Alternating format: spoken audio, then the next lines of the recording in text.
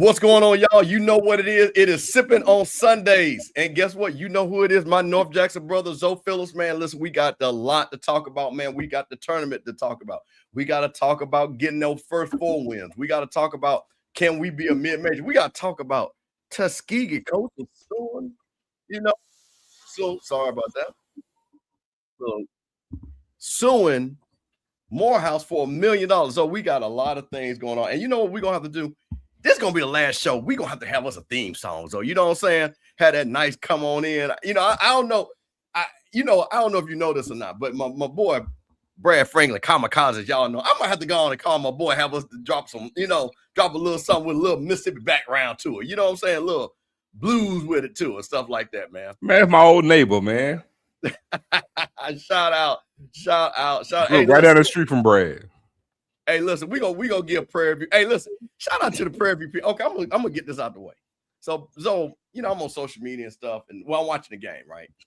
And Candace Park, that's my people and stuff like that. So they were talking about alums. So they said, hey, and they said Megan Stallion was an alum of Prairie View, right? So I'm thinking, see, alums have different, depending on what you're saying, you know what I mean? So I said, hey, Candace, girl went to Prairie View, went to Texas Southern. Prairie View got a whole lot of people like my girl Terry Ellis, in Vogue and all these type of folks, like Zemo Beatty, you know what I'm saying? Say that, boy, them Prairie View folks went nuts. She went there for a semester, Mr. Campbell. You don't know. And I'm like, bro, I'm gonna tell y'all a secret. Relax.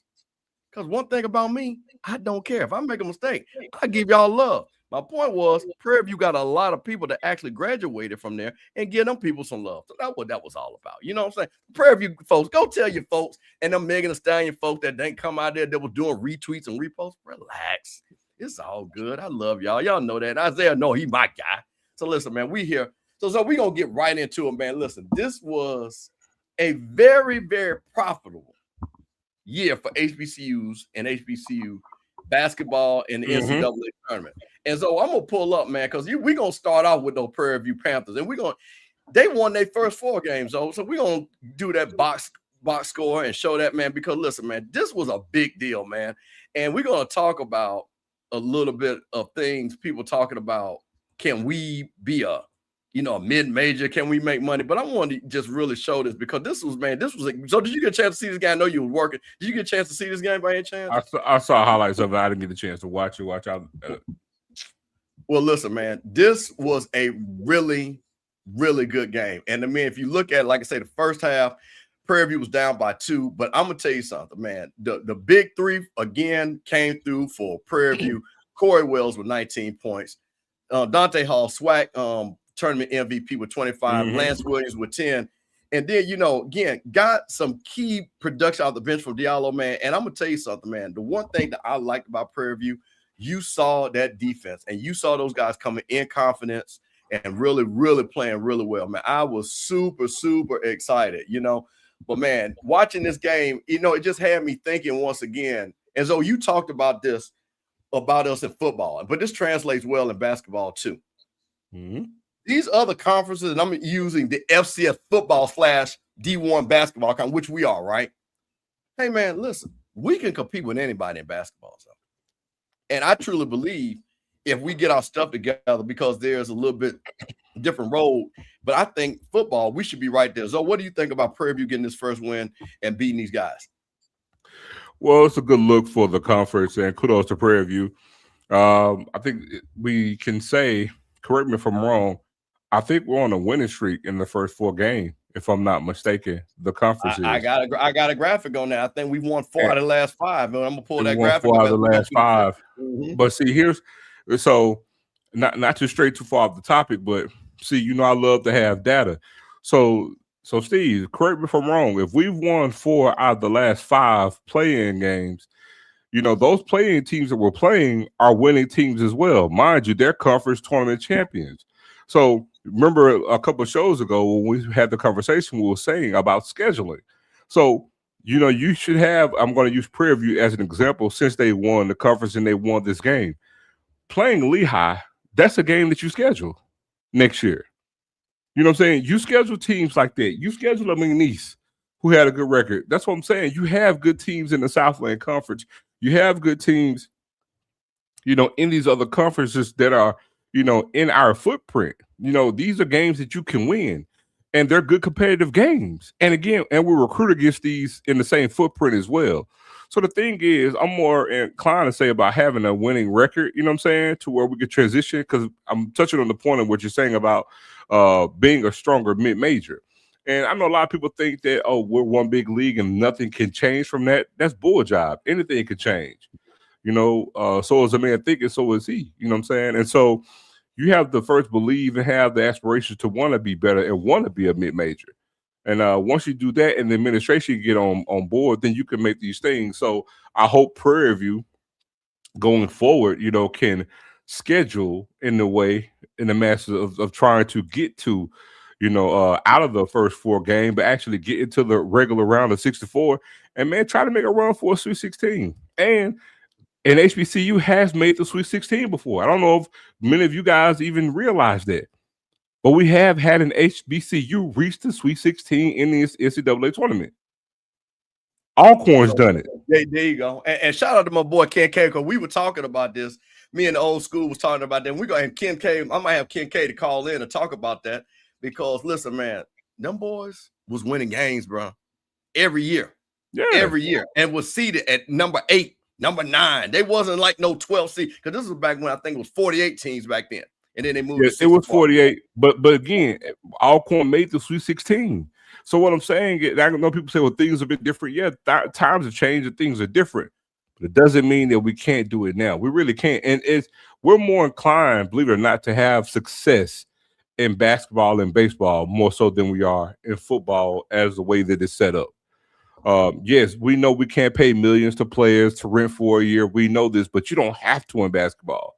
You really don't. I can give you so many examples of other schools who aren't on a financial thing where they're just leaps and bounds ahead of us, right?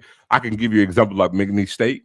I can give you a lot of other examples of teams who had great success in basketball, but I hope Prairie View in some shape, form, or fashion can do this. And then if Prairie View does it, then maybe some other schools in our conference could take heed to that as well to try to have some success and move forward, because it's not good to have one good year and then the next year you're down. You know what I'm saying? And we're not seeing any type of consistency within the conference to do that. So, but again, kudos to Prairie View. You know what I'm saying? That with a good showing. I hate that they got slacked by Florida the way that they did, but again, that's a powerhouse. And you just ran into a team that you're just. Wait a minute. Let's remember the defending national champions, though. Let's understand who they play. Florida is the defending national champions, okay? Mm-hmm. So it wasn't like they played some cakewalk team. And this team is favored to potentially win the championship back-to-back. So we definitely got to give that. So the next school we're going to talk about, man, over there in the MEAC, my folks up there in D.C., man, listen, Howard Bison had to go down there and play them folks from Baltimore. This was another great game, which listen, this was a close game. This was one of those games that, like, wow, going back and forth, big shots being made. And again, man, listen, the kid, Okoji, Taylor, Harris, Bryson, all the, cast of characters for Howard pulled this out, man. This was a really good game, man. And this was one of those games when I sat back there and looked at what Prairie View did and looked at this game, man. So I'm just telling you something, man. And we're going to talk about this in depth because I got a little article that we're going to talk about. But when you're looking at these games, and you got the one centerpiece, so all you need is another guy to make a run. And we're going to talk about High Point because I'm in a little chat. And again, I'm not going to get too far in there because I want to go over these scores before we get in there. But so I'm in a little chat with the experts, all these folks, what I'm saying? I'm one of the old heads in there, And I made the statement on social media. Why can't HBCUs be like a High Point? High Point, they got millionaires and stuff like that. Man, I'm going to sit there and say that. Howard got millionaires. Howard got a bigger endowment than High Point. Howard got all types of folks with big money. You gonna tell me? And Howard is in DC with ball players. And Howard's trending up. From a basketball standpoint, Howard's trending up. You look at what they've done the past 3 seasons from a male basketball standpoint. Signed a 5-star recruit out of high school. Then you look at what they did by getting Notre Dame to come on campus for a game. They've won the MEAC. They're trending upwards. They've had some tangible success the previous 3 seasons, up including this year. So they're doing something right in DC at Howard. But again, to your point, Steve, they have the alumni base, they have the endowment, they have things in tow to where Howard maybe not could be great at football, but they could be a basketball powerhouse if they put their resources to play, for it. So that's the thing about it. So we're gonna talk about that. But guess you know what? Hold on, there we go. But we can't forget about the girls, because guess what? SWAC champions, Southern Jaguars, had to give the Sanford Bulldogs a beat down. When them girls, listen, I'm gonna tell you something. Southern, I love these girls. And listen, Jocelyn Tate, that's my favorite player. Because that girl come off the bench and give you buckets. But shout out to Maya Porter, 15 points. Jalea Reed, number 2, 16 points. Deshante Edwards gave 8. And I mean, just a balanced attack. And again, what I liked about Southern, again, you just saw, and I hate to say it, the black folks were a little bit faster than the Sanford Bulldogs. So this was a really where you could see that defense coming, that speed. And these young ladies, yes, they're tournament tough. This is not the first time. They were there last year. You know what I mean? Mm-hmm. So this was nothing for them. They were, they were really, really prepared. Shout out to Coach Carlos Funches, man. They showed his when he played and he was in the dunk competition, man. So I know just to show that, man. But shout out to Southern's women, man, for what they did. Again, brought another check, and we're gonna talk about those units. Got a check for the SWAC. So what do you think about Southern's women and this big win, big victory? Man, look, another good performance. And again, Sanford Bulldogs beat a very good team. Sanford, like we just spoke about with the men. Scheduler standpoint, Steve, where's Sanford located? Birmingham, Alabama. Hello. So again, that's another good team that you could put forward toward next season. But man, kudos to Southern. Look, it leaves a sour taste in my mouth because again, all this is a byproduct of Tamika Reed leaving Jackson State, right? So but wait a minute, hold on, though. Wait a minute, breaking news. The Iowa Hawkeyes have upset the number 1 seed Florida Gators 73-72. And there will not be no repeat champion. Hey. I saw the coach was about to get into it at some point during the game, too.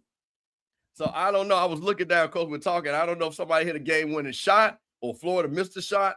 But Florida has gone down. The first number 1 seed down did not make the Sweet 16. Iowa 73-72. We'll talk about that on the back end. Well, you got some brackets that just got destroyed. Oh, bro, bracket already broke. I had Florida making it all the way to the end. So we have Florida had so Iowa must have hit the shot and Florida missed the shot. So Iowa must have hit their shot to go up. And he went all the way. He threw it away. He threw it away. He should have just gone up. He could throw it up on the back. Well, you got them big boys. You just got to throw it up on the rim.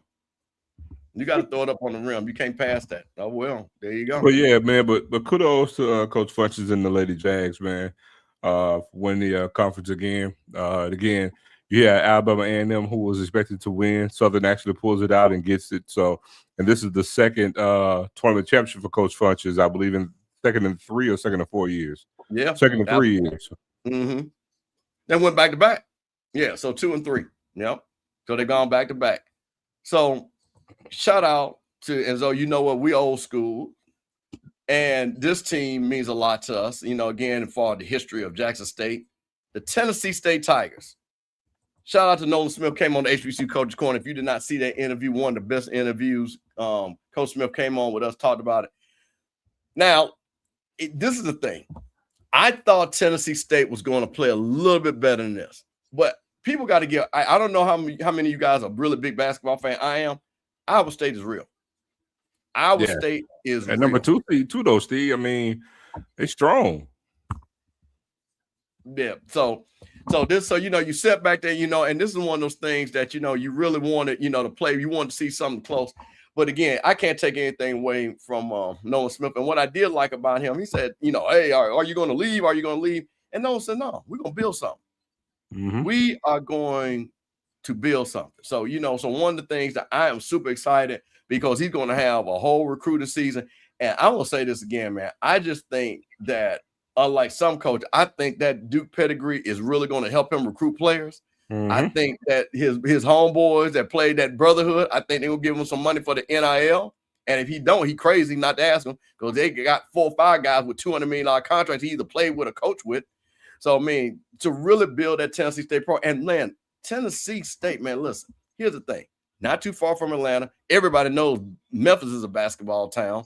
Mm-hmm. And again, his connections with DC, man, he really could pull something together. So what do you think about this? Again, unfortunately, it was a blowout. But what do you think about Tennessee State overall? I mean, look, kudos to them. I mean, they hit all the marks, Steve. I mean, you look, they went 23-10 in this first season, bro. Win the conference tournament, and then you look at about having another good recruiting year, what it could do for you going into next season. And again, I can assure you, watch and look at Tennessee State's schedule when it comes out. That's the main thing I'm willing to look at in comparison to the SWAC schedules that you'll see, right? Yeah. They're going to have a mix of home games. They're going to have a mix of games in neighboring conferences like we talked about for our institutions. And I guarantee you're going to see that at Tennessee State. But also, man, there's nothing like a coach from his pedigree that wants to be there. Probably has some opportunities to leave and say, no, we're going to run it back. That's going to do wonders for them in recruiting. And he's young, bro. And it's good to also see him utilize the good talent that he had to come in. I think some of our teams in the SWAC, we've had an influx of talent, but it's not really just being utilized in the best fashion. You look at Bethune-Cookman had a higher NIL package than what Tennessee State had. Look at what Tennessee State did more so than Bethune-Cookman. You know, you look at Jackson State, who when you look at all the schools in conference, Jackson State had the best, had the highest. What's the term? I forgot. I just drew a blank. Revenue from home. Oh, home revenue. No, home. I forgot what you pay for. No. What you pay for the players? I forgot. I just did what. Cost of attendance. Mm-hmm. Jackson State had the highest cost of attendance for men's basketball to the players, but again, you're not seeing it translate like we should in the win column. And then we have an influx of talent within the conference, but we're not seeing it play out on the main stage like it should have, because I can recall, even for example, the teams we've had win the conference that go on that have had success in the play-in game. We haven't seen them get to that playing game with a record like Tennessee State's. You know what I'm saying? Right. Where because the 20 win is a benchmark for a good season in basketball. We haven't had many 20-win seasons in basketball within the SWAC. And 20 plus wins with less than 10 losses. That's another thing too. That's another thing too. You said that benchmark. That what are they with 23-9, I believe. They were 23-9. Yes. So you're talking about which is a damn good record, bro. When you think about it, and we're not great record. And we're not getting that in the SWAC. We're not getting that. And so, because I always say, look, if you have 16, let's say you got a 16-game non-conference slate. Again, we're talking about being able to go 8-8. You know, that's 500 ball. But that's good when you talk about having single digit losses, right? And able to go in the conference play. You know, so that's been our biggest issue. So. But again, kudos to Tennessee State, man. Marvelous first season for Noblesville. So then of course we got this right here, and the last group, and these girls from Howard. And like I said, I watched the game. I'm a big women's basketball fan. Saw this game, and listen, this thing here. I mean, started off strong again. As you can see, it was 15-20 first half. And I'm gonna tell you this young lady, Zania Thomas, I think she's an underclassman. Mm-hmm. What was the girl that y'all had at Jack State that could dunk, that played small forward and four for y'all? That was on from Birmingham. I forget her name. Well, this girl here, if they can keep this young lady from Howard, she is serious. And I mean, she was going in 1 through 4. She was, because she played the 5 for them, but she really is if she's playing on a power forward, she's really a small forward.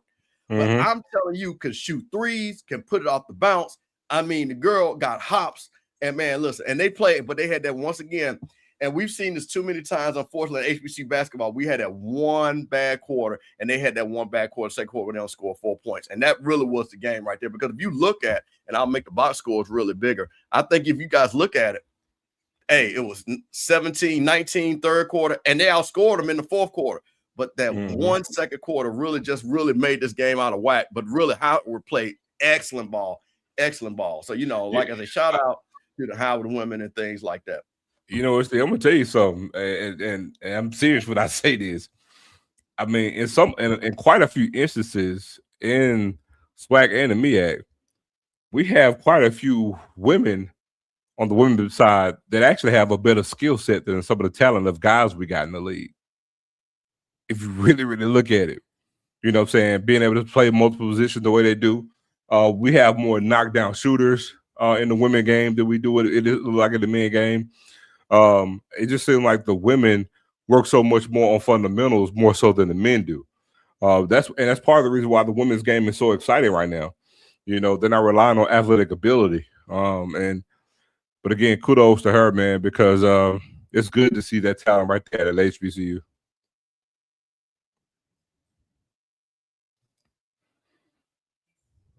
I'm gonna bring up something before we leave. There's two things I thought one was funny and another where I just got so much respect from one person. But this right here might have been, and let me pull this up because this might have been the funniest thing in that game with Prairie View at Florida. I don't know if you know this or not. Florida has a guy, 7'9". Yeah, I saw and this right here, and my boy, he said, "Boy, you be." Let me play this for everybody, because this right here was funny as hell. My boy was like, "Bruh, wait a minute, hold on, wait a minute. Give me one. Here we go." Because this had me dying. And watching this real time was funnier. Next to Hassan Diallo, who's 6'8". And look at Hassan Diallo looking up at Ollie.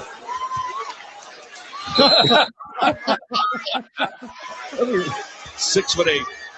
It's like now he's standing there. You see him standing next to Hassan Diallo, who's 6'8". And look at Hassan Diallo looking up at Ollie. I know my boy was like, "You was a big mofo, bro." And listen, this man's 6'8". That ain't no little dude, bro. And my man is not at all. And as one of my girl FAMU, this Rush Hour 3 big tall MF coming up here, man. That man, listen, bro, there's height and then there's height. My man is 7'9". They say he was at Guinness Book of World Records, the tallest teenager and stuff like that. Now, you know, he's not going to have no, you know, of course, athletically, but just the fact that you standing next to a guy 7'9".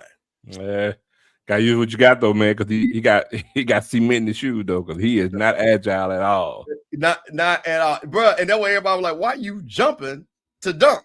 You don't even have to jump." But man, I you know. And sometimes to me, that's also, you know, the story of an HBCU versus a Power 5, right? Florida, $1 billion school, you know what I mean? And stuff like that.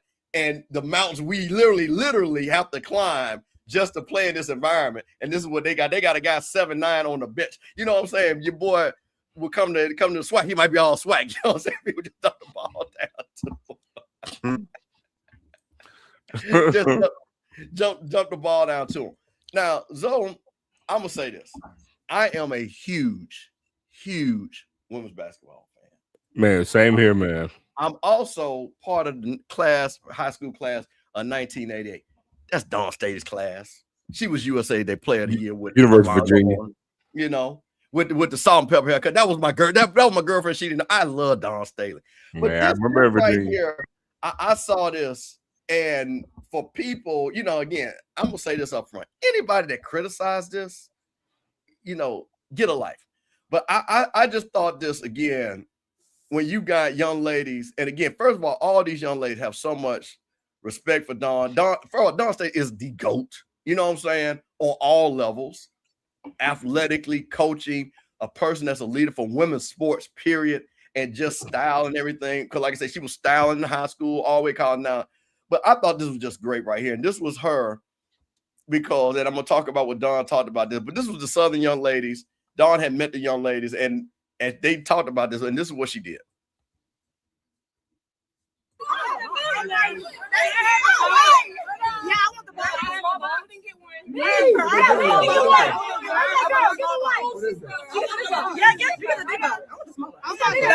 Hey, she stopped by congratulations. She'll see y'all Saturday. Yeah, we're so happy to see her. All right. Did you get one? Yes, she got one back. Hold on, let me make sure everybody got one. Girl, get a big box. I got one. Because I had. Now, that was them, and this is Dawn Staley talking about this right here, which I just thought was just awesome right here.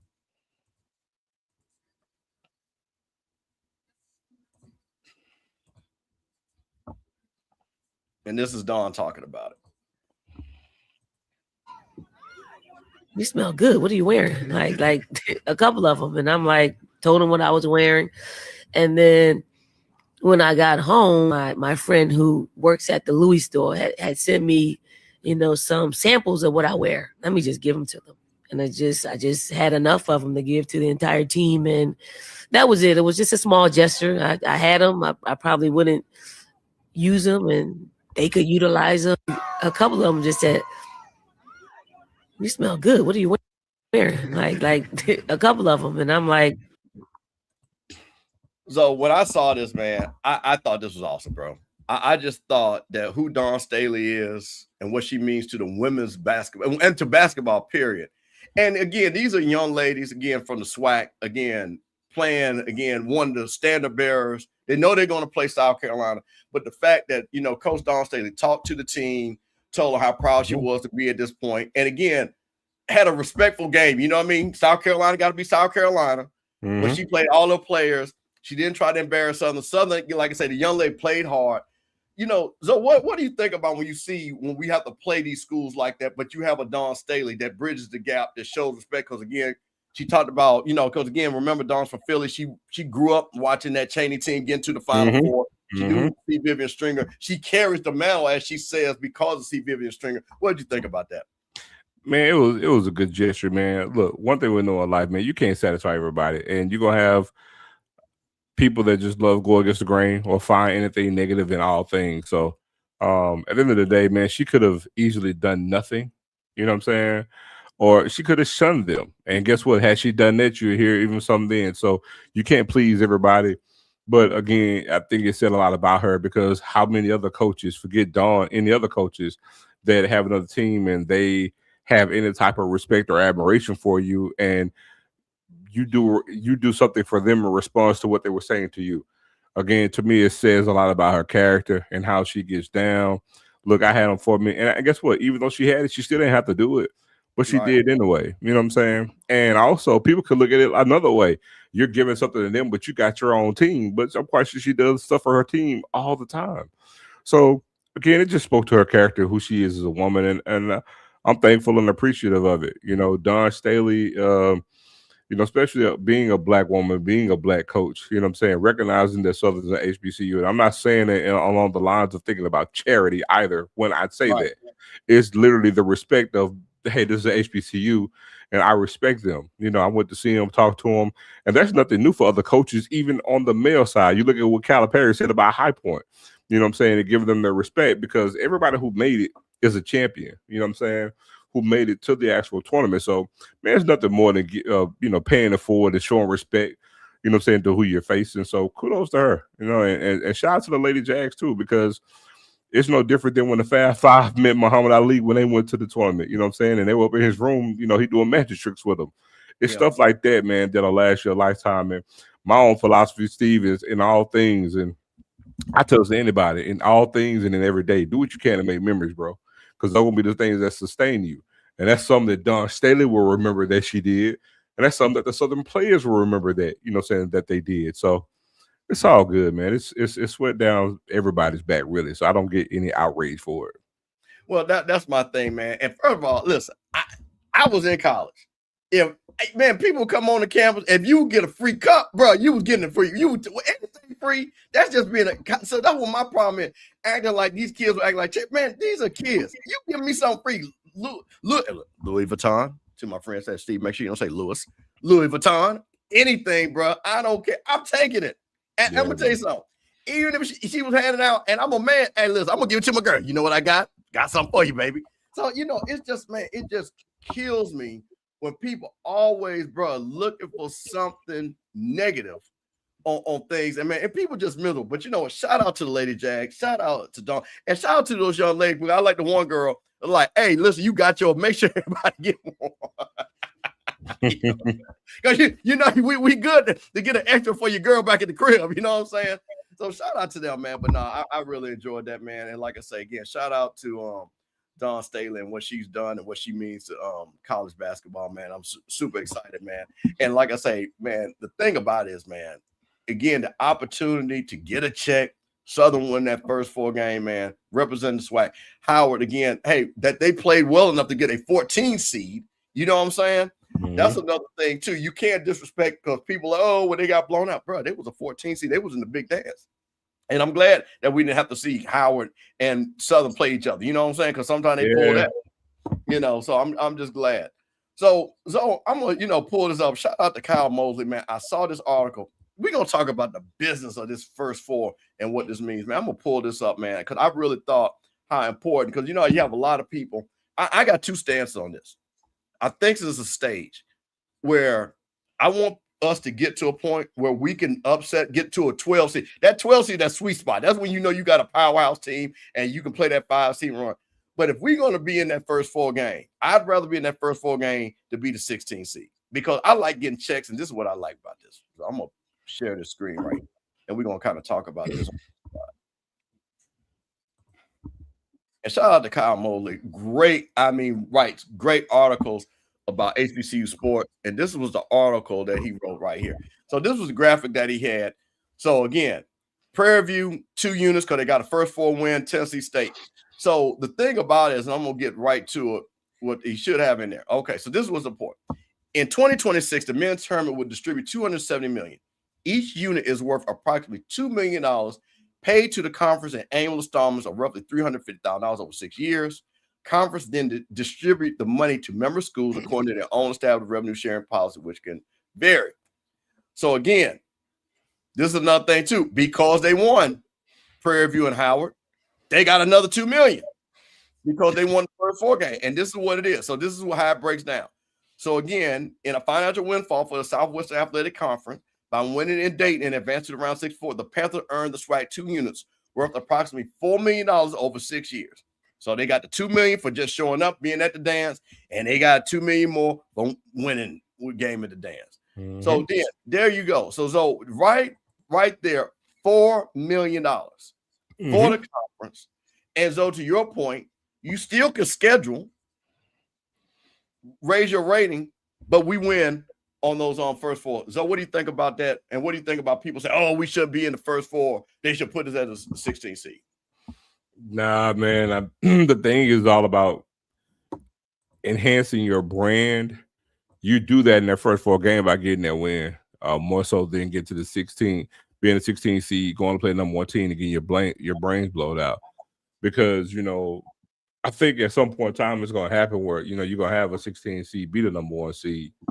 And shout out to Michigan Valley. You've had it twice because UMBC beat Virginia. Well, and I'm missing one more. I'm trying to figure the other time. I think Purdue lost. Those are 2 number 1s. And so this is recent time. And so just think if you win the playing game and you turn around the next week and then you beat the number 1 team in the country, look what it does from a unit standpoint now. You see what I'm saying? And also I think for us, or a lot of our teams, Steve, having their first 4 games actually helps you, in my opinion, to give you a better shot to win that game against that number 1 seed, right? You get the nerves out,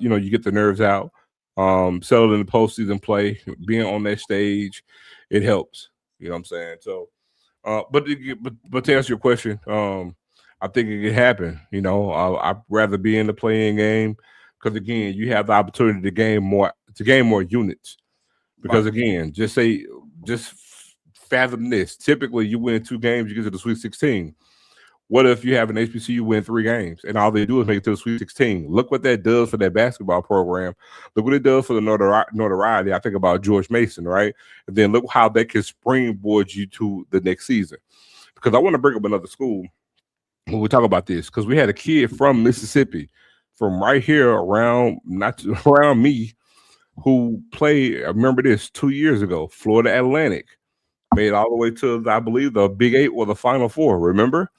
And Yep. they had 2 kids from Mississippi on that team. Wow. One, Elijah Martin ended up leaving, transferring to Florida. And then you had one of the Witherspoon Bulls who went JUCO, they ended up going to Florida Atlantic. Florida Atlantic, if you look at their basketball program, they fall in line with SWAC schools. They really, really do. Yeah. From a facility standpoint, resources, all that. So again, we can do it as well. But again, to your point, the whole first four, I'm all for it. Anything we could do to give us more opportunity to get more units, to get more eyes, to gain more traction for our programs, I'm for it. I'm gonna pull up. My man brought up now this right here. I'm gonna tell you this, and this is how much, and this is how they robbing the women right now, because this right here, and trust me, when I don't know when this contract is over, but I'm telling you this, the women are going to get paid. Sure because are. right now, the women right now, because remember, and I just want people to know, I think it was just 2 years ago, the women didn't even get units. Yep. I think that was just 2 years ago. The women did not, they got cost of expense to go to the games. So now the women right now are getting $113,000 with a total pay of $251,000 per unit over a 3-year period. So basically, I believe if I'm doing my math right, is this correct that Southern women got $251,000, they got $113,000? Is that they got the $113 and then they got the $113 for the win? Is that right? Am my math right? Yeah. Sound right? Okay. Or so I'm thinking that Southern got for the women, and again, another $250,000, because people got to understand, for like women's sports, golf, tennis, hey man, that might pay for a scholarship when you spread that out. So that's the thing about it. And yeah, that is really wild. But yeah, shout out to hey, you there always here. Shouting out HBCU Coaches Corner, always there. Sipping on Sundays, me and Zoe, always here. But yeah, man, this is the thing that I think the biggest growth when they redo this contract and get it basically close to par. Because I'm gonna tell you this: the WNBA has gotten built because of the women's tournaments, though. Mm-hmm. I don't think people understand because of the women. See, it's like old school. If you're a basketball fan, like y'all gotta understand, Juju still can't go to the draft until next year. And you know what else? And Steve, remember too, WNBA just signed their new CBA. Man, listen, and Dawn listen, it's so funny. And she was talking about Raven Johnson gets drafted in the first round. She's going to make more money in that contract than what Asia made her first 2 contracts. Asia's going to make that 1.4 now, but just the fact that you're sitting back there. But the whole thing about it, when you're sitting back there, so that's the thing about the women's game. The women's game has built the WNBA because you could create stars. You got Hannah Hidalgo out there just balling. Hey, our homegirl, Madison Booker. Shout out to her because she went to Germantown, right? Dropped 40 points tonight. They'll drop 40 points tonight. You know what I'm saying? Jackson Metro legend. You know what I'm saying? So you're talking about people like that. Again, all these young ladies you're going to follow for 4 years. Malaysia Fawala, who left South Carolina and now gone down to LSU. Flau'jae Johnson came in right there with the angel reach. You know what I'm saying? She was a freshman. And look at how big Flau'jae Johnson is now. Look at the money she's going to make. So that's what I'm saying. We have watched Flau'jae grow up from a freshman, you know, in her story, being a rapper, doing all these commercials. She represents LSU. Well spoken. I love Flau'jae. And she's going to go to WNBA, top 10 pick. But again, it's the girls from the NCAA that have built for us to want to watch the WNBA. So again, I just can't wait till they renegotiate this contract, because this thing right here, when they renegotiate this contract and the money, and also from the TV revenue that they're going to renegotiate, is really going to help HBCUs. Is really going to help HBCUs. So I am super excited about this. Super excited. So Zoe, what do you think about that? And what do you think the money's going to look like when the girls renegotiate? I think it's going to be the best it's ever been. Like I said, the WNBA getting their new CBA is only going to help. Their CBA is going to help them. Plus, again, you add that to the fact what the ratings have gone to now, because the women's game is growing like crazy, like weeds right now. And so, if I'm not mistaken, Steve, I think the women's NCAA final did more than the men's, if I'm not mistaken, last year. It was either last year or the year before last. The Caitlin Clark year, not last year. And they did more than what the men were. So the women's game is growing. So all their numbers are going to be different. They're going to change. So this was one of what we were talking about. And shout out to HBCU Game Day. I always want to give people credit. Nice graphic and everything. So, okay, you see this? And this kind of talked about SWAC Big Day Breakup. And I loved it. So 2018, I hope everybody can see this. I'm trying to make it big as possible. But if not, I'll show you where you can get this. But let me try to make it as big as possible. So again, and this is what we talk about the first four and everything. So 2018, Texas Southern beats North Carolina Central. Well, I hated this because it was HBCU versus HBCU. 2021, once again, Texas Southern, once again, they beat Mount St. Mary's 62-52. And then Texas Southern beat Texas A&M Corpus Christi in 2022.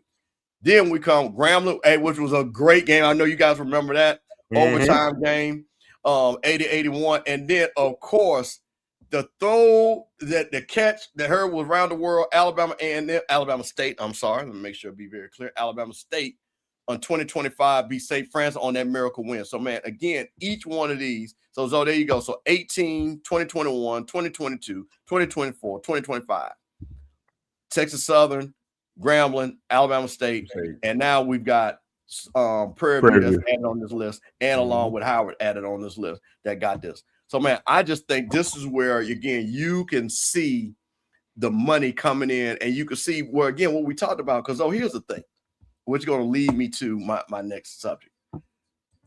Can we be in basketball a mid-major? So, I'm in this chat with these guys and stuff like that. And, they good dudes and stuff like that, man. I call them the experts because they always want to talk about something, man. So I made, again, the discussion about, I believe that HBCUs could be to the level of High Point, right? I believe that. And I'm saying that, so they're like, oh, well, High Point guys got $2 million in NIL. Now, I don't know if that's true or not, because the guy where he cited, and they say cite your source, it was some message board from a guy from Virginia Tech. That don't mean nothing to me. And I'm going to tell you like this. I watch basketball. Those do not look like no $2 million NIL players. I'm just going to tell you that. If they paying them, so be it. But my point of it is, so I'm going to use Jackson State. Because like I said, we're going to talk about the home team. So you all had a McDonald's All-American on your team, the SWAC Player of the Year. Mm-hmm. What if you guys added another player to the level of Deshaun Ruffin? You going to tell me with all that talent, that a team that had a player, let's say a 6'7" guy, 6'8" guy, another guy that go along with a Deshaun Ruffin, that they couldn't make a run, that they couldn't be a High Point? Well, they could, and so that's the point that I try to make too. So when you look at and I'm gonna use Jackson because Steve, Jackson's a basketball city, right? And so when you talk about, we had a lot of great players who went directly to high school, out of to the NBA. I'm sorry, out of high school. But we have a lot of great players within the city of Jackson. McDonald's All-Americans, high-ranking players. They don't always go to Mississippi State or Ole Miss. And again, if you can get a player on a 1-year rental, Steve, like I said, you have Deshaun Ruffin, but you can also add another power forward or another center to go with it. Now you have something to toe to that could be formidable, that you can actually put something out there to be a legit mid-major. And it can be done. It's not a pie in the sky train of thinking, Steve. It really tangibly can be done. Jackson State can do it. I'm not very well versed with, for example, like Tallahassee. Baton Rouge will tend to have some good basketball players, but not the volume of players that Jackson will put out, right? From a city standpoint. And I'm saying that because I'm thinking about Southern and Tallahassee, obviously, with them. You're being that they're in like in small cities, but you have that in Jackson, and I can speak to that for sure. That's why I always give the example of Memphis. I know they're kind of an outlier because Memphis now, because of football and how they moved up to different conferences, how they really have the revenue.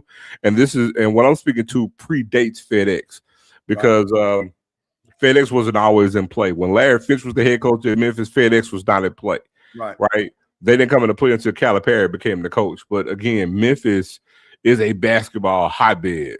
And Memphis is very similar to Jackson in that regard. When you talk about players, I mean, Madlock, who's Alabama State head coach, was the point guard on the team with Penny Hardaway. Him and Billy Smith and David Vaughn, some very well versus those teams, and Elliot Perry when it was Memphis State. And so the same thing can happen here at Jackson State. Yeah, I see Gerald put Tang Hamilton's son. Yes. Kamani Hamilton. Yes, Tang's son. I could even use a Tang Hamilton. Like Tang could have ended up being at Jackson State. Jared Nichols could have ended up being at Jackson State. I can go on and on and on. And Tang's mom is a Jackson State alum. Right. You know what I'm saying? It's like, so, we just never really went that way. Renato Sidney, Big Shug, who ended up going out to Fairfax in LA, out of Piney Woods, could have had him at Jackson State. Like, the players are out of Jackson. Everybody who knows can actually know. But to your point, Steve, yes, it can happen. It's not being far-fetched when we say that. And what's really funny to me is I think you would see this more in the MEAC per se, more so than even Jackson, right? Because Jackson just one opportunity, one example, but you have great talent coming out of Baltimore. You would think Morgan State, when they had Ty Bozeman as head coach, could have more of a run like that. Coppin State, Morgan State. Coppin State has some success under Fane Mitchell. But then you talk about, like I said, you got Baltimore, you got DC, you got Norfolk, you know what I'm saying? You got the 757. You have a lot of hotbeds within the MEAC. And so you would think that the MEAC probably would have been further along in doing this that we speak of. But again, Jackson State can do it. I can't speak to every school this way because I'm not that well versed with the local. And every school, and we're not talking, and I want to be very clear, because this is what these conferences is, and what I'm talking about. When you're talking about these mid-major conference, it's only 1 or 2 schools that is the basketball school in the conference. And they beat everybody in the conference and things like that. And what I'm just saying is, I'm not looking, because first of all, it's not possible. But I'm talking about, you got to have location. Yeah. You got to have money. Yep. You got to have coaching. And you got to have to want to invest. And that's my thing. So like you said, and I'm going to keep saying this again, Texas Southern's already shown it because they've done it, right? So Texas Southern, they're in Houston. They have shown that we can go beat people in the tournament. Texas Southern should definitely be able to do that. Yep. Again, Prairie View got a whole bunch of money. Dallas, Houston, all those areas of basketball.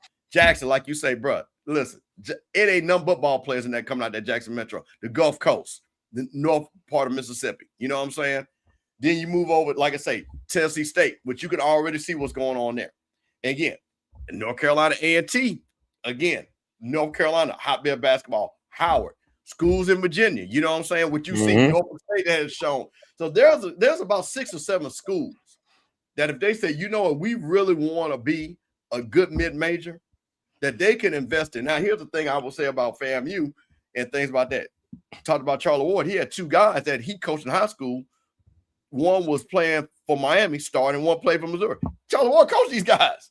So again, a level that you got guys that are playing at the Power 4 level, that are starting, that are in the tournament. So again, Charlie has the ability to coach these guys up. So that's what I'm sitting up here looking at. And hey, listen, this is what I'm talking about.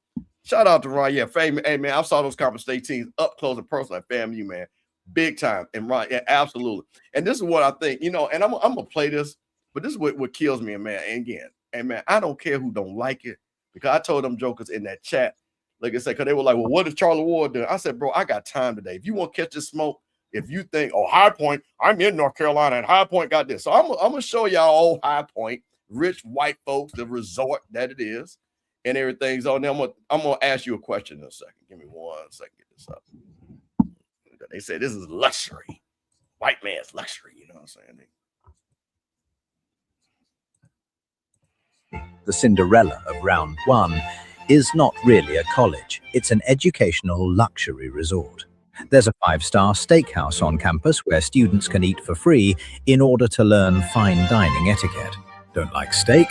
They also have a fancy Mediterranean restaurant and a hibachi grill as 2 more free fine dining learning labs. And what about dessert? Well, they've got that covered too, because High Point has a school ice cream truck that constantly roams campus giving out free ice cream to all students. And you could enjoy that ice cream in one of the school's 28 botanical gardens, as classical music is constantly played all across the campus. But what about a fake airplane to practice networking, in case you ever sit next to a CEO on a flight? Well, of course, High Point has their own fuselage on campus. Every year they have a last day of classes carnival, and their dorms look like luxury apartments. The basketball team plays in an elegant marble-adorned arena named after the school's president, Dr. Quibane, who has his own bronze statue and gives out free, full-sized candy bars every Halloween. And since the school motto is God, Family and Country, they hire a bald eagle to fly above the students at every graduation. Oh, and they also chartered a whole plane to fly students out for their tournament game.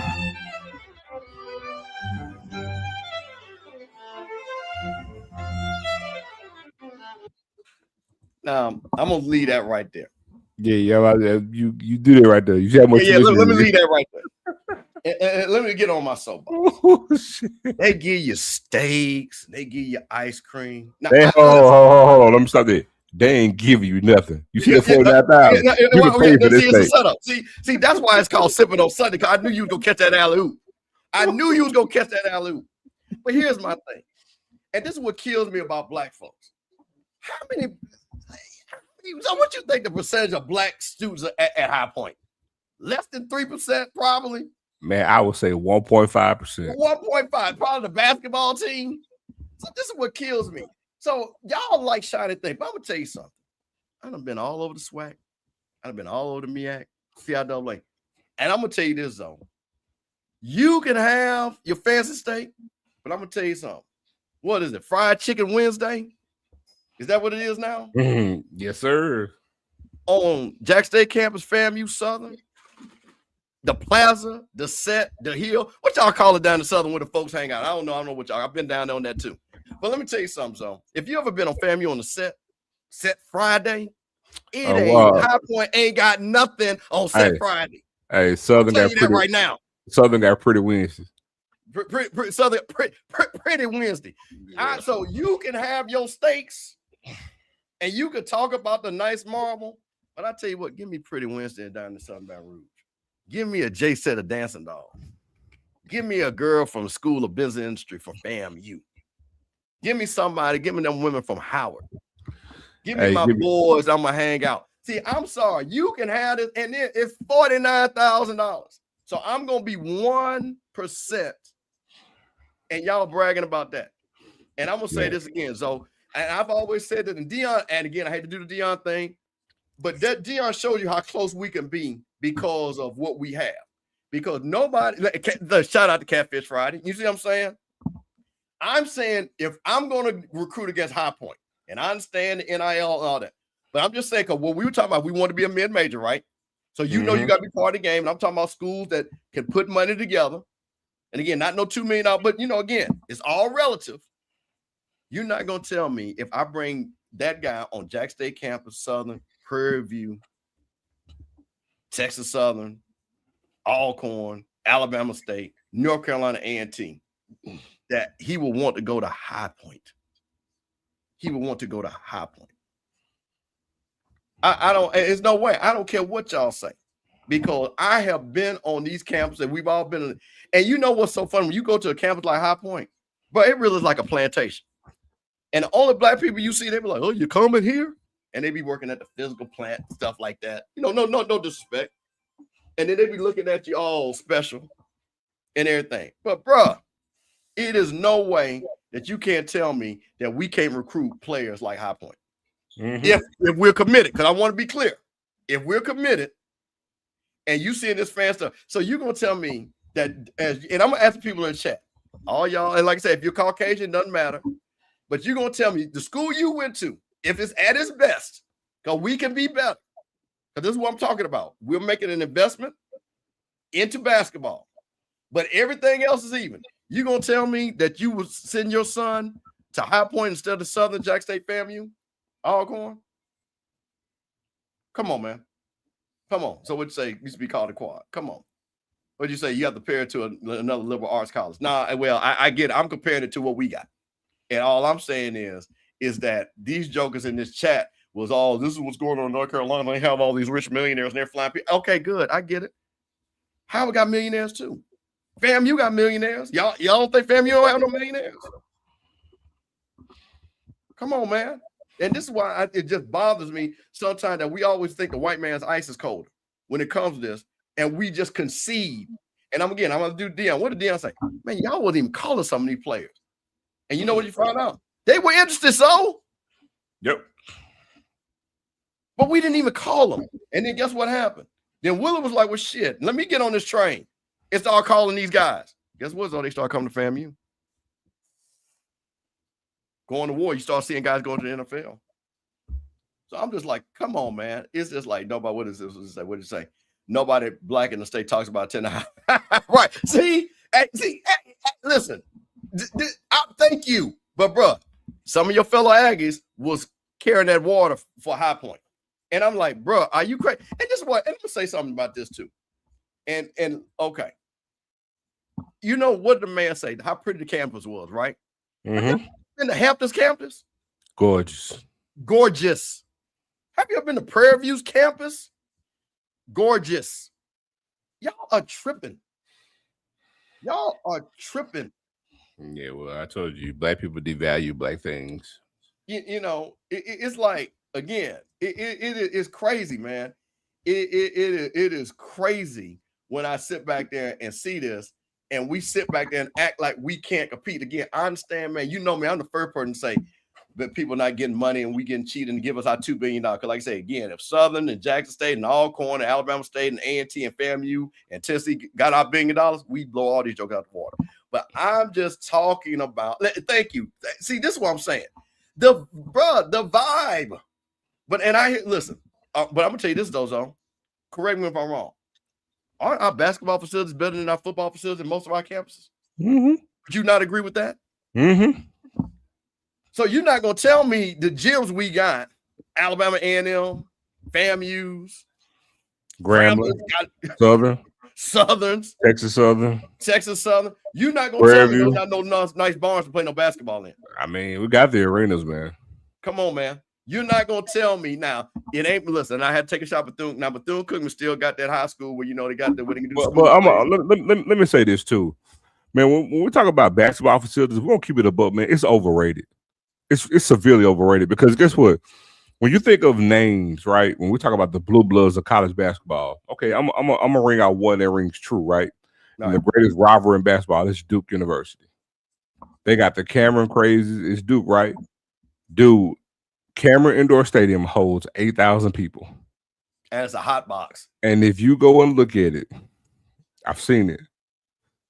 It's literally exactly like Texas Southern Arena. Right. I'm so serious, bro. Like matter of fact, when you go see it, you will be disappointed because you'll think that it's bigger than what it is. It's not gonna overwhelm you. It's not this gigantic facility. It's not this, oh my God, it's not, man. It's not. You're gonna be severely let down. Matter of fact, if you turn around and you go look at North Carolina's Ding Dong, it makes Duke's arena look like Bethune-Cookman's. Not even close, bro. It really does. But Duke is a powerhouse. So we put way too much emphasis on facilities, bro. Like we really, really do. Man, last time I checked, man, the court is the same size and all of them.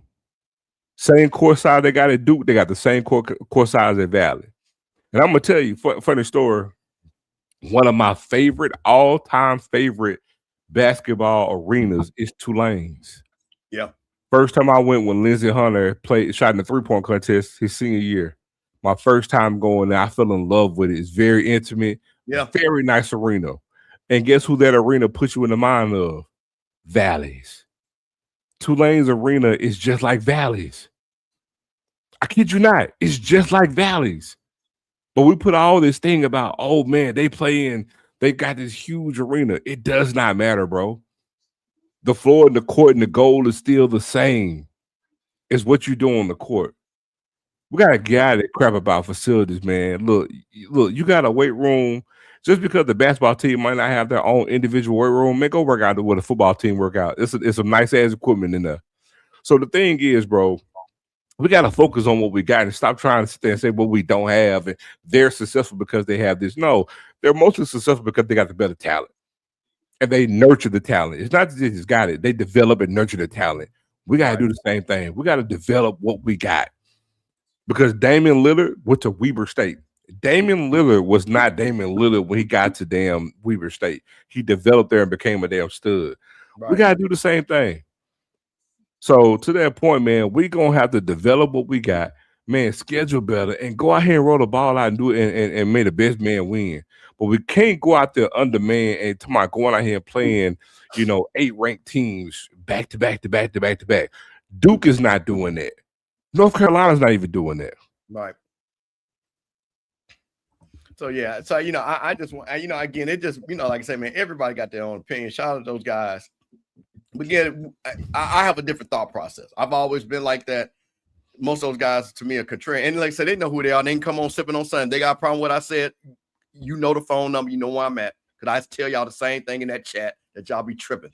But anyway, my point of it is, man, it's just the opportunity. Because again, when you're looking at basketball and you look at schools that have allowed basketball to build their program, and I'm talking about bringing money in for fundraising, I'm talking about increasing enrollment and things like that. Again, didn't nobody know Gonzaga.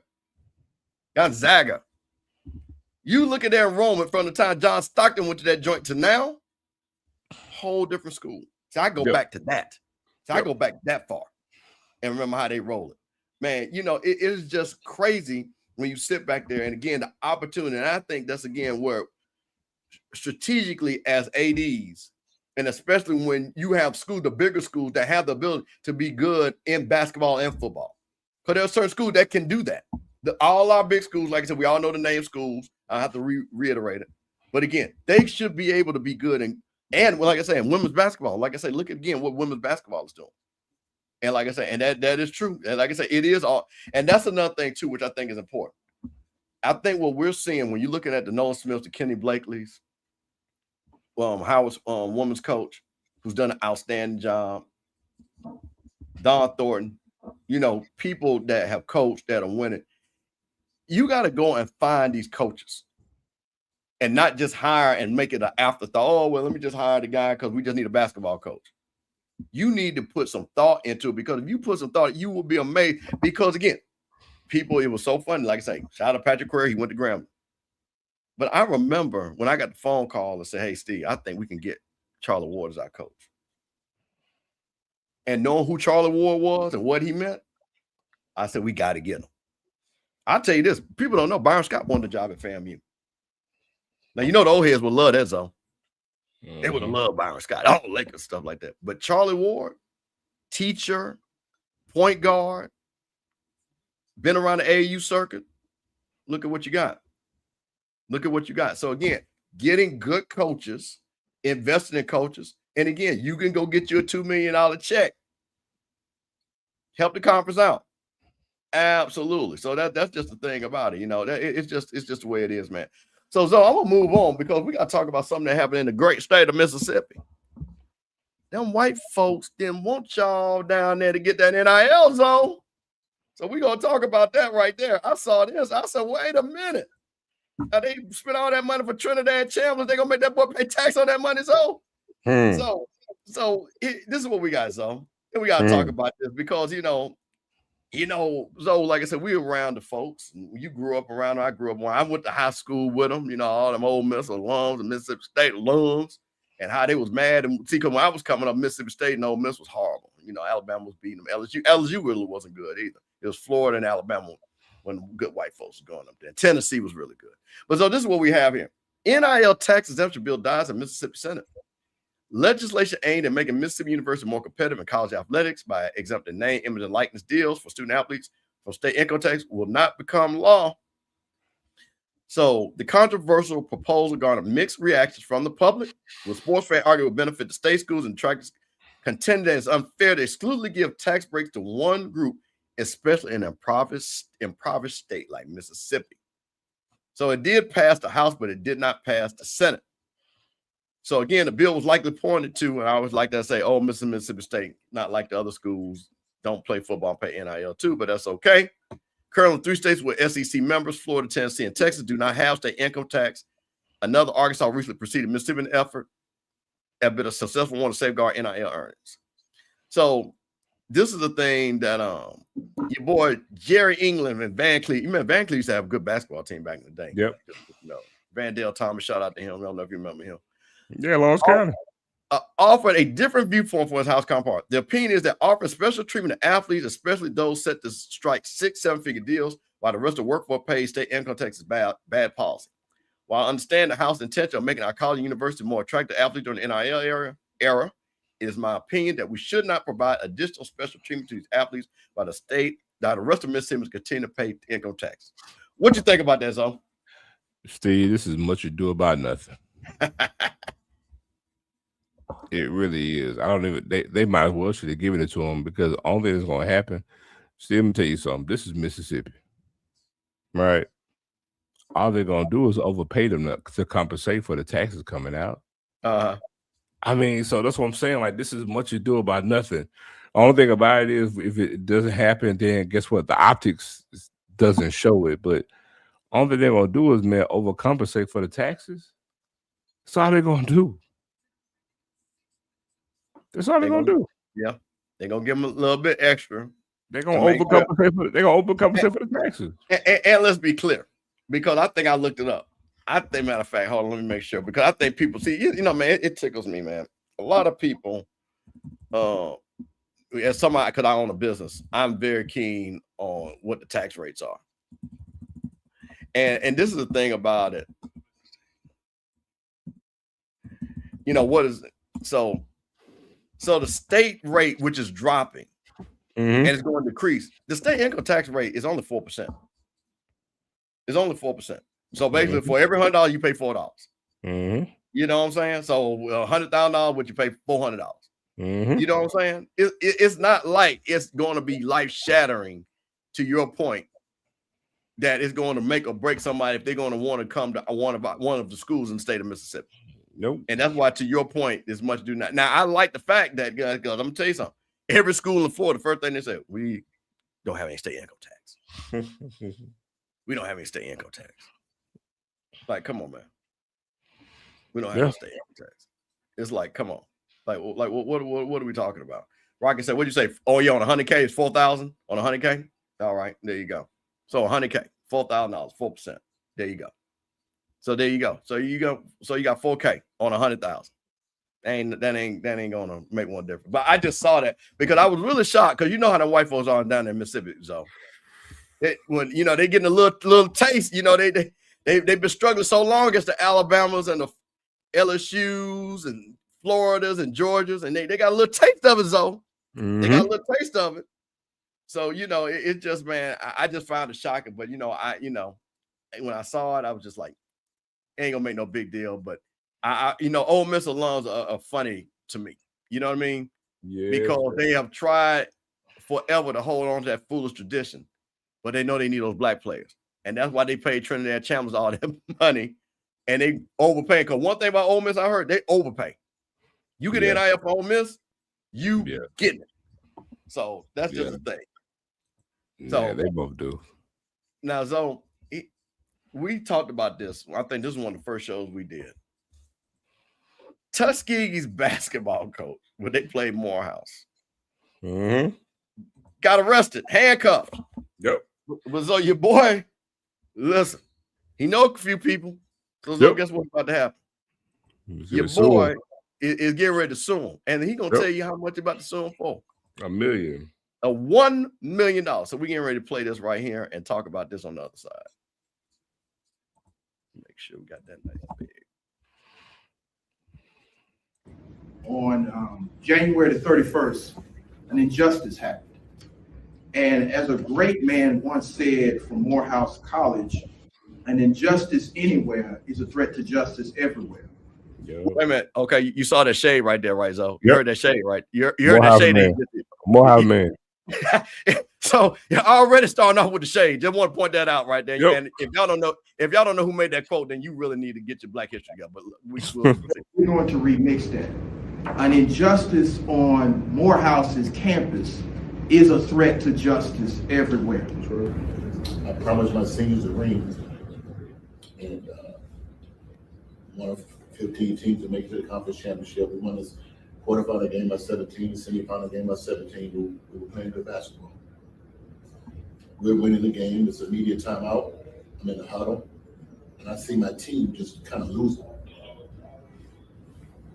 they're demonstrative, they're looking up at something. And me being a naive coach, I'm just trying to coach them. Hey, calm down, relax, okay. So they're going to whoop them using profanity towards his players, his staff, and some of the female managers that was on the bench. At that time, Coach Taylor did what anybody would do to protect his team. He goes over to the scores table and say, hey, y'all need to deal with this. Y'all need to address this. All right? Mm-hmm. We want to make sure we have a safe environment and a collegiate environment. So I'm going to read this real quick, and then we're going to talk about this, because this right here, boy, is wild to me. So you got, again, Tuskegee men's basketball coach Benji Taylor filed a federal civil lawsuit Friday seeking $1 million in damages from rival Morehouse College and 2 campus cops who detained him after disturbance during the post-game handshake. Taylor, who was not charged with a crime, said in the lawsuit he was handcuffed by Morehouse campus officer and marched off the court of Forbes Arena January 3rd for abs. He was the most wanted individual. As a result, and I love when your lawyers write this, Taylor has endured physical damages, emotional distress, and financial losses, states the lawsuit, which was filed in U.S. District Court, North District of Georgia, Atlanta Division.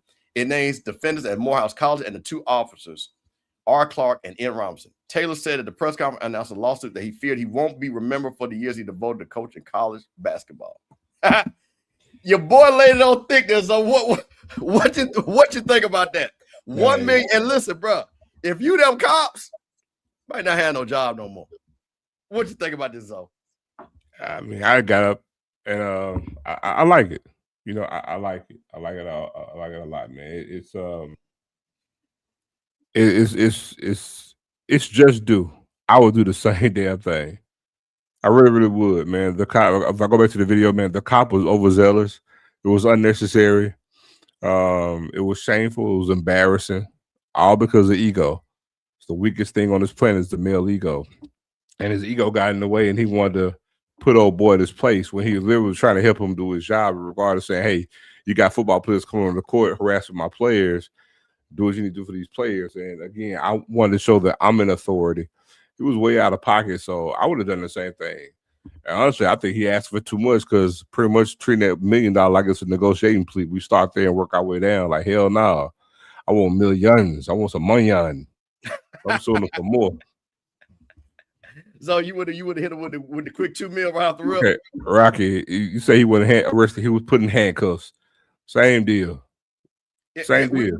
We talked about, I don't know who this was. I think this was Vaughn was on our show, Vaughn Wilson. Shout out to Vaughn Wilson, my big brother, stuff like this. Listen, when you black and you put in handcuffs, you arrested.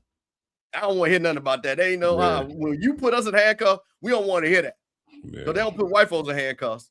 So arrested, not being let me tell you something. You might not be charged, but in where I'm from, you're arrested. Hey man, you see Steve, they got the handcuff. Steve got arrested. Yeah.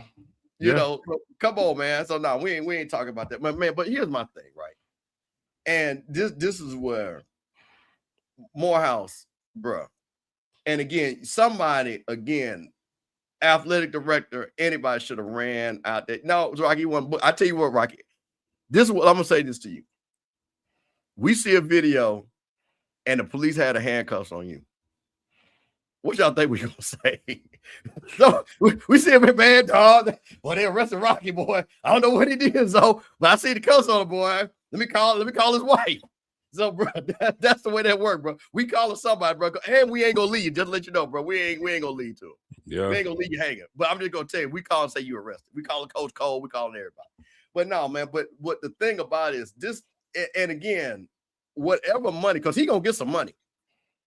Because them boys that he got his lawyers, on my boys like, oh yeah, he got them for to go get money. You know? I don't blame him. So they gonna so like you say, he might not get that $1 million, but he getting 6 figures. Yeah. And he gonna get a nice apology.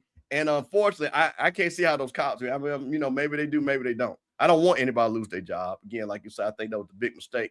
I don't want anybody to lose their job, but bro, you just can't do that. And I'm gonna say this too. Listen, we have law enforcement people that watch this show, have law enforcement in my family and stuff like that. Bruh, I understand y'all got a difficult job, but you got to understand the optics of some things. Yep. You got to understand the optics. And I'm sorry, that's the life that we all live. when we're black and stuff like that. So, hey, to the black police officers, man, don't go for all that, man. Try to talk that thing down. Not be quick to pull out the handcuffs. Now, again, if it's for your life or safety, hey, be safe. I always want you to be safe. But sometimes policemen, and we've seen, like I say, the video down in Texas, where we see the escalation happens when it don't even need to happen and things like that, man. So that's the thing about that. That is the thing about that. Now, Zoe, moving on. Because, Zoe, we have people from Southern watching the show. Zoe sipping on Sunday, sipping on a little that simply fresh. I just finished my cut water. Cut water. Shout out. Because what you're watching Mr. Camel Zoe sipping on Sundays on the Off Script Network, on the Rocky Miller channel, home on HBCU Coach's Corner, bringing it to you on Sunday, talking about everything that's going on that happened the past week, man. Two brothers from North Jackson just doing it. Jack State alum, FAMU alum. My man, Zoe Phillips, my little brother, Rocket with Zoe. People from Southern, man, they was talking about their coach. So, so I'm interested in this. So here's a couple of things that their coach, Marshall Faulk, he had to let them folks know what he's doing. So we're going to play this. And Marshall Faulk is going to let y'all know what he been doing, though. Because, folks say he ain't been wearing the gear. And they don't know where he been at. Practices started. But my man, listen, Marshall Faulk, shout out to Marshall Faulk. He said, listen, let me tell y'all what I got going on. This is Marshall Faulk getting interviewed. They just started practice. And this is what Marshall Faulk said. I've been around here, man. It's like when I'm not here, I'm out trying to fundraise and do things to bring notoriety and attention to Southern, to have players and coaches wanting their kids to come here. And when I'm here, I'm just here. Like I'm born and raised in Louisiana. I'm 50 minutes from New Orleans. Baton Rouge has it's a little different in an aspect, but a little different. Same people. We're the same people. We love hard. We're big on hospitality and respect. Now, Zoe, I'm gonna show you something else. But so he had the SU hat on. Shout out to that Columbia movie. He had the old school Jaguar with the hat on. He said, Zoe, he's out there fundraising. He said, if y'all don't see me, I'm out here working. So do you think this is going to quiet the Jaguar Nation down and get off that man back because now he finally got a hat on his head? Nope.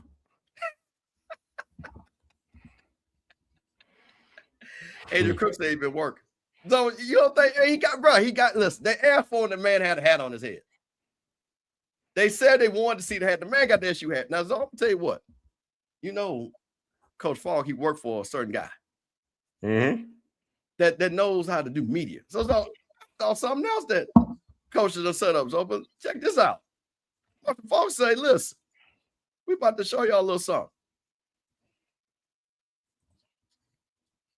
So this is your boy, and we ain't gonna play this long because it's long, but I'm just going, this your boy, Marshall Faulk. He ain't forget well off, so he got Faulk media. It's the remix, man. I see we just try to do what we saw somebody else do, right? We just doing what we saw somebody else do. So we're gonna play the first minute just to see how your boy start off with Faulk media. He say, hey, listen, Dan probably say, you got to have your guy following you around. And you turn that thing, you turn that thing into a documentary. You can turn that thing into a documentary. So hey, Southern, so be ready for the Faulk experience is coming. So this is your boy Marshall Faulk. And he got his YouTube channel. So go sign up and watch it. And Southern's first spring practice, the Coach Faulk era starts now. So this is your boy.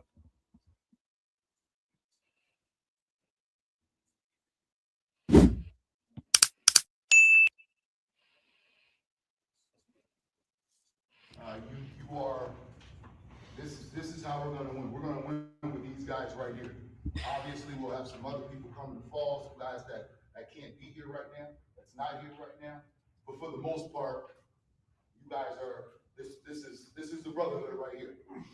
All right, look around, get to know your teammates, and understand exactly what we are here to do. What you got to say, dog? Huh? What you got to say? This first day we own that. I'm telling you.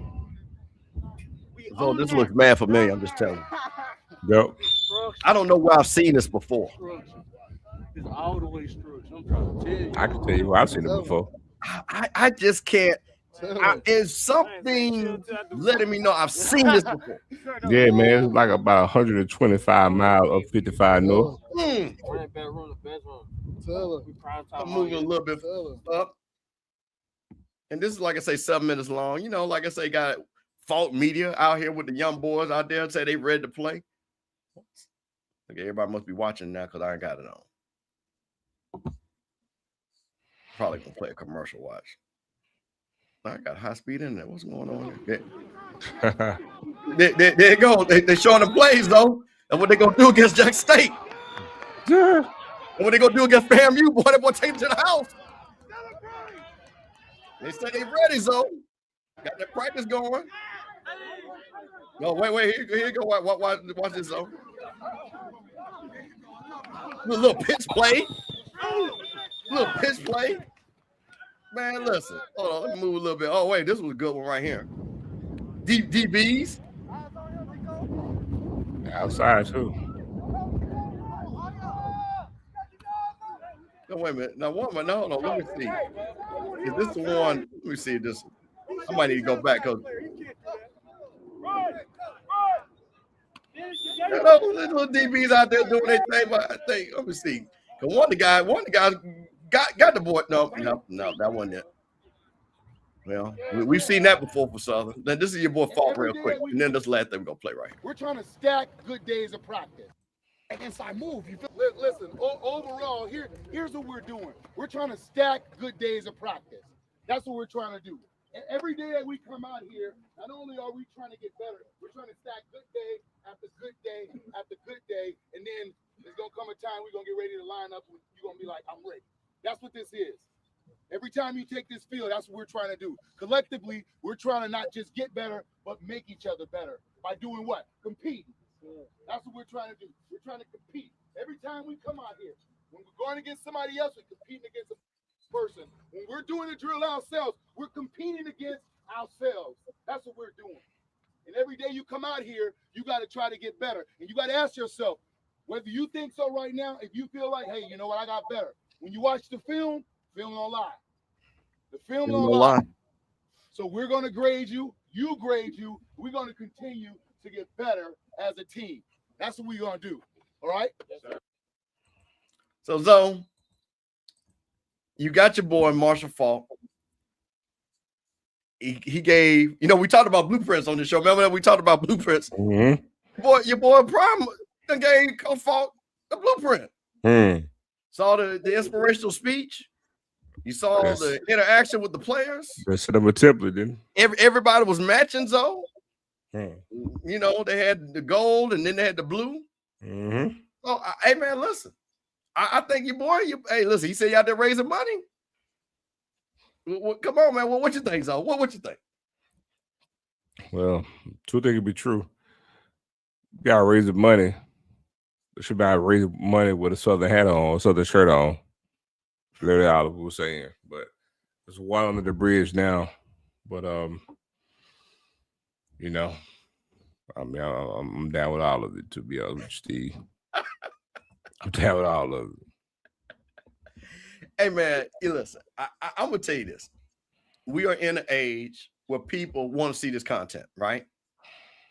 I'm going to give Coach Faulk, I think it's smart. I think it's smart that he's doing this. People from Southern are excited about his hire. They said it was going to be Prime 2.0. That's what they said. We didn't say it. Going to be Prime 2.0. So, kind of like those things. So, man, we're going to see, man. Now, the thing about what I'm curious about, and last I checked, Southern only had 2 quarterbacks, and that's going to be interesting. Who's going to be the starting quarterback for Southern and what they're going to do. But, hey, man, he said he raising money. So, hey, Southern people, man, get off your boy, man. He got his hat on. Y'all can go watch his videos. He all in the videos. He got his coach and stuff like that. Yep. Todd Light. Shout out Todd Light. And like I say, man, hey, listen, I was looking at them stats with them quarterback. I was like, oh, wait a minute. I think y'all got to work on that. So he said, so we still not, no, Lord, use the locker room as a stadium. Okay. There you go. I hear y'all, Southern. I hear you. But, Zoe, I tell you this, man. Football season is going to be interesting. Yes, sir. Football. Hey, listen. Hey, Jeffrey, me and Zoe talked about this. This is what and we're gonna, and me and Zoe gonna come back and we're gonna do the Coach Vic. We're gonna do the wrap up. We had a lot of things, especially with basketball. We're gonna do those last 2 episodes probably next week, stuff like that. We haven't forgot about Coach Vic because it's things that happened that we want to talk about. But just overall, though, just seeing how this all went down and everything, man. I'm just like, man, come on, bro. What are we doing? What are we doing? But hey, man, I'm glad. You know what I mean? Because people want to see this content. Again, this helps bring people, the casual fan in. You can make some money off your YouTube channel. So, man, y'all go over there and sign up for Coach Faulk's YouTube and stuff like that. And Coach Faulk, go on to get Perry an interview, man. Go on to come on that Jaguar Journal and give Perry, because Perry loves, on that Saturday morning. Shout out to Jaguar Journal Saturday morning. Perry White, friend of the show, off script channel and everything. You know that and everything. So, listen, got a couple of things, and then we're going to, hey, listen, man, I'm going to drop the StreamYard link because, man, of course, we're going to get those phone lines. I'm going to work with Rocky to get the phone lines up. But if you got anything you want to talk about before we get up out of here. But, Zoe, I saw this, and again, very happy about this. Several HBCU players, a lot of Jack State players, are going to another combine, an NFL showcase. And I'm going to show the Jack State players first, and then I'm going to show the overall list. And I'm going to talk about, as they say, being in the room. And I don't think a lot of people know about this showcase and why this is important. And also, once again, we know who set it up. So let's talk about it. So I'm going to no, hold on one second. That's not it. It's the Jack State guys.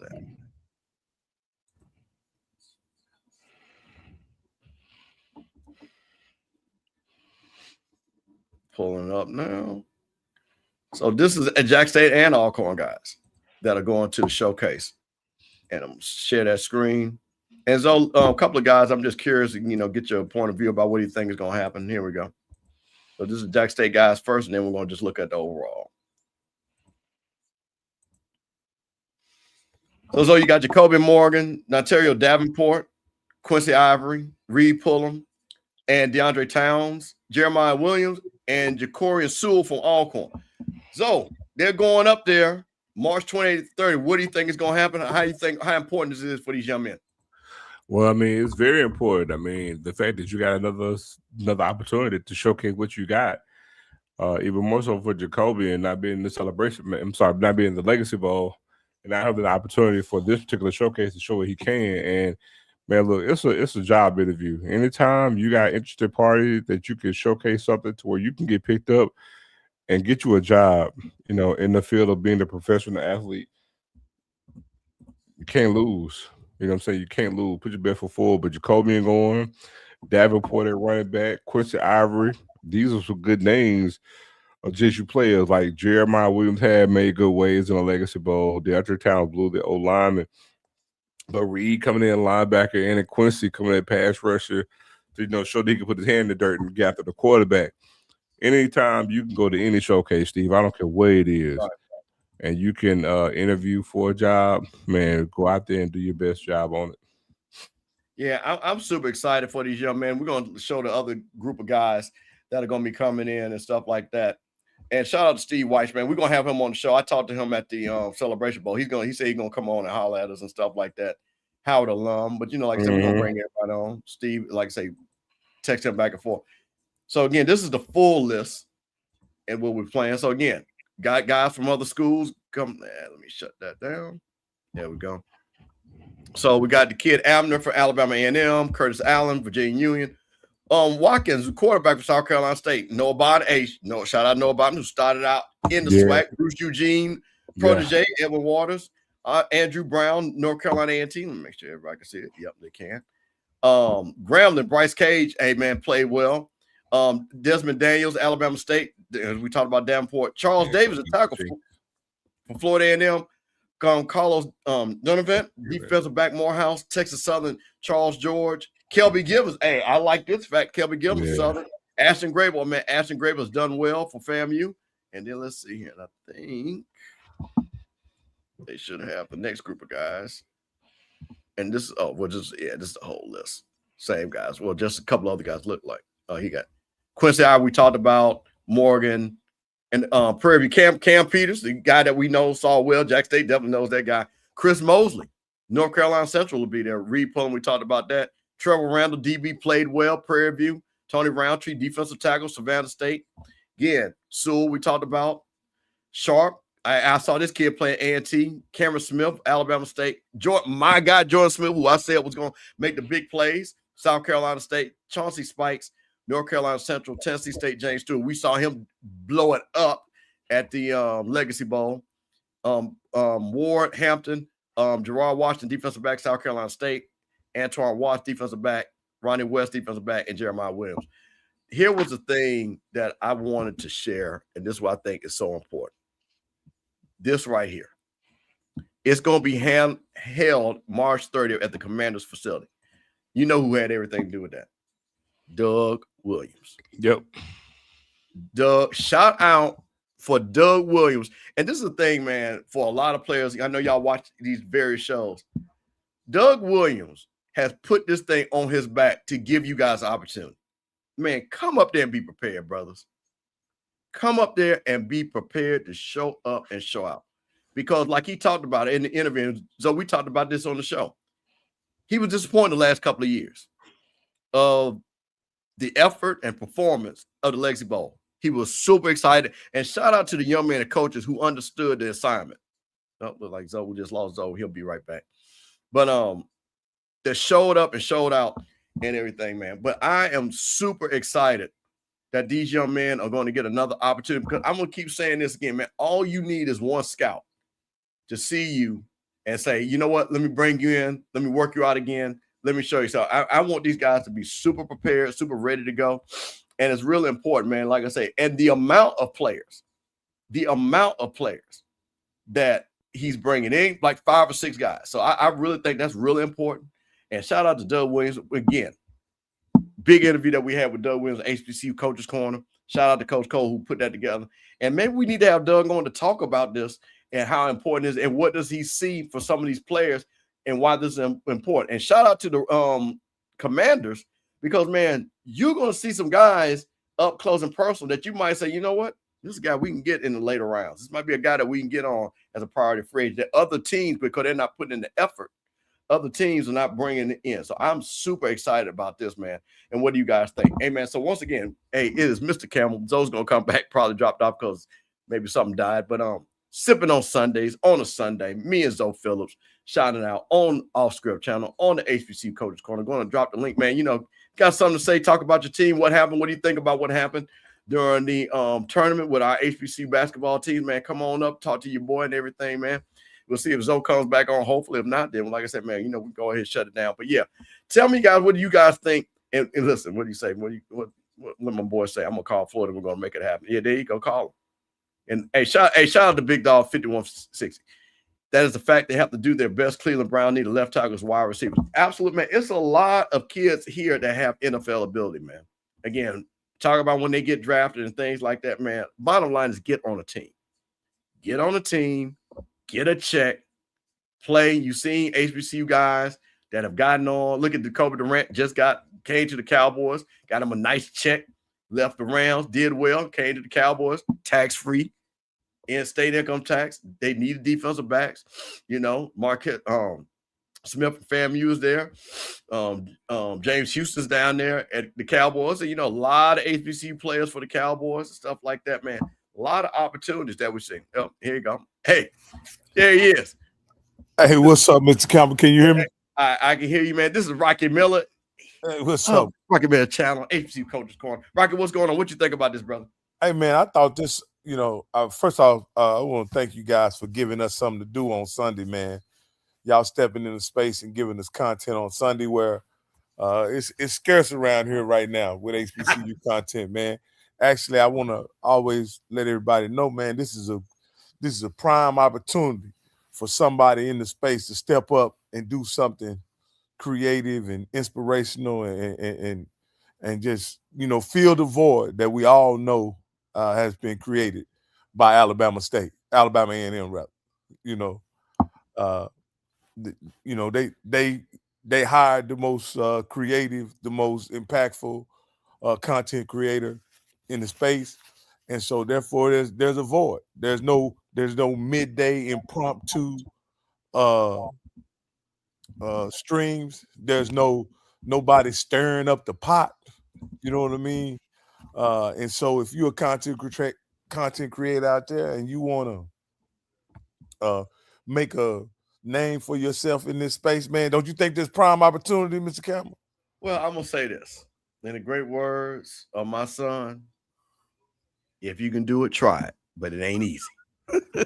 No. You make another hole, make it. So, like I said, man, listen, like you say, man, it's opportunities out there, man. Listen, we're here, man. HBCU coaches calling me and Rocky, man. Listen, we gonna keep things alive, man. Sipping on Sunday, me and Zoe Phillips, man. All we want to do is, man, just have a good time. And for all those other people, man, hey, do what you got to do. But man, guess what, Rocky? We gonna be here on Sundays, me and Zoe. And you joining on. But but super excited. And like I say, happy that Scotty used the opportunity with his talent to be down there at Alabama A&M. I just want to stay out of trouble and keep his job. That's all I care about. Absolutely. Hey. Somebody always got to tell me, stop glazing. Was I glazing or was I telling the truth? You know what I'm saying? Was I glazing or was I telling the truth? Now y'all can decide. I'm not making up things. I just stated the obvious, something that everybody knows. But this is what I wanted to say: the Marshall Faulk thing, right? Yeah, Marshall Faulk thing, right? Mr. Campbell, do you think this was the content creation piece was something that he was strategically trying to get together, or was this a response to what the noise has been about in the Southern ecosystem? I'm gonna say both. I think it was both, because I think it's smart for him to do it, and I think again, listen, them Southern folks is loud, bro. They carry drums and tambourines and trumpets in the back of their trunks. They make noise down there in Southern. You know what I'm saying? So again, when you're hearing it, and again, there's a very passionate fan base. He's a named person, and man, this just goes with anything, man. Again, I don't think it's a negative. It's just what it is, man. If you part of us, represent us. For us, by us, and I think that's what people wanted. So I think it's good that he's doing it. I think you're going to see some things, far as his coaching style. You already kind of see it. He said, "Hey, man, he didn't drop none of that. Hey, I got my own luggage coming as Louis. He didn't drop none of that. He said the guys that are here, that's what we got, and we're gonna work with them." And I like that he said that.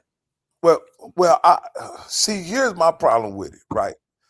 If you're going to do it, if you're going to get in the media space and you're going to have a name like Marshall Faulk and you're going to do it, to me, it got to be some I believe. It got to be some we coming. It got to be some. You need a tagline? Not okay. The tagline is just a description of what the person believes the program is going to be. He almost talked like, I hate to hear we gonna try to do this, we gonna stack, it's a very it's almost like he trying to lower expectations. Is it some of that going on to you? Well, listen, Southern was 2-10. He started late. If I'm him, I'm lowering the expectation all the way down. Because listen, we've been watching Sippin on Sundays, me and Zoe Phillips on Sundays, sometimes on a Monday. We've been watching that Mike Vick documentary. Bro, that's been rough. Yeah. You've seen all the sores and all the warts. And them folks came in there and they figured they were gonna do it. And then Deshaun Jackson was right up the road and did it. And then, like I say, you talking about now, fam, you got a new coach that won championships, won a championship, played in the league, T-Jack right there. You know what I'm saying? Jack State ain't going nowhere. Hey, Andrew Body coming back. So, man, listen, if I'm Marshall, I think you do exactly what you do. Listen, this is who we got. We're going to stack days. We're going to keep getting good. Because Marshall Faulk, again, I think what people don't understand, while he was an exciting player, he was a technically sound player. He could run routes. Of course, he was outstanding running the ball. He could block. You know what I mean? So I think that's part of his personality. So for me, I'm not making that big grandiose. We about to win the West. So let me ask you this here, Steve. So if that's all he's gonna do, why did they pay him $400,000? Well, okay. He just told you.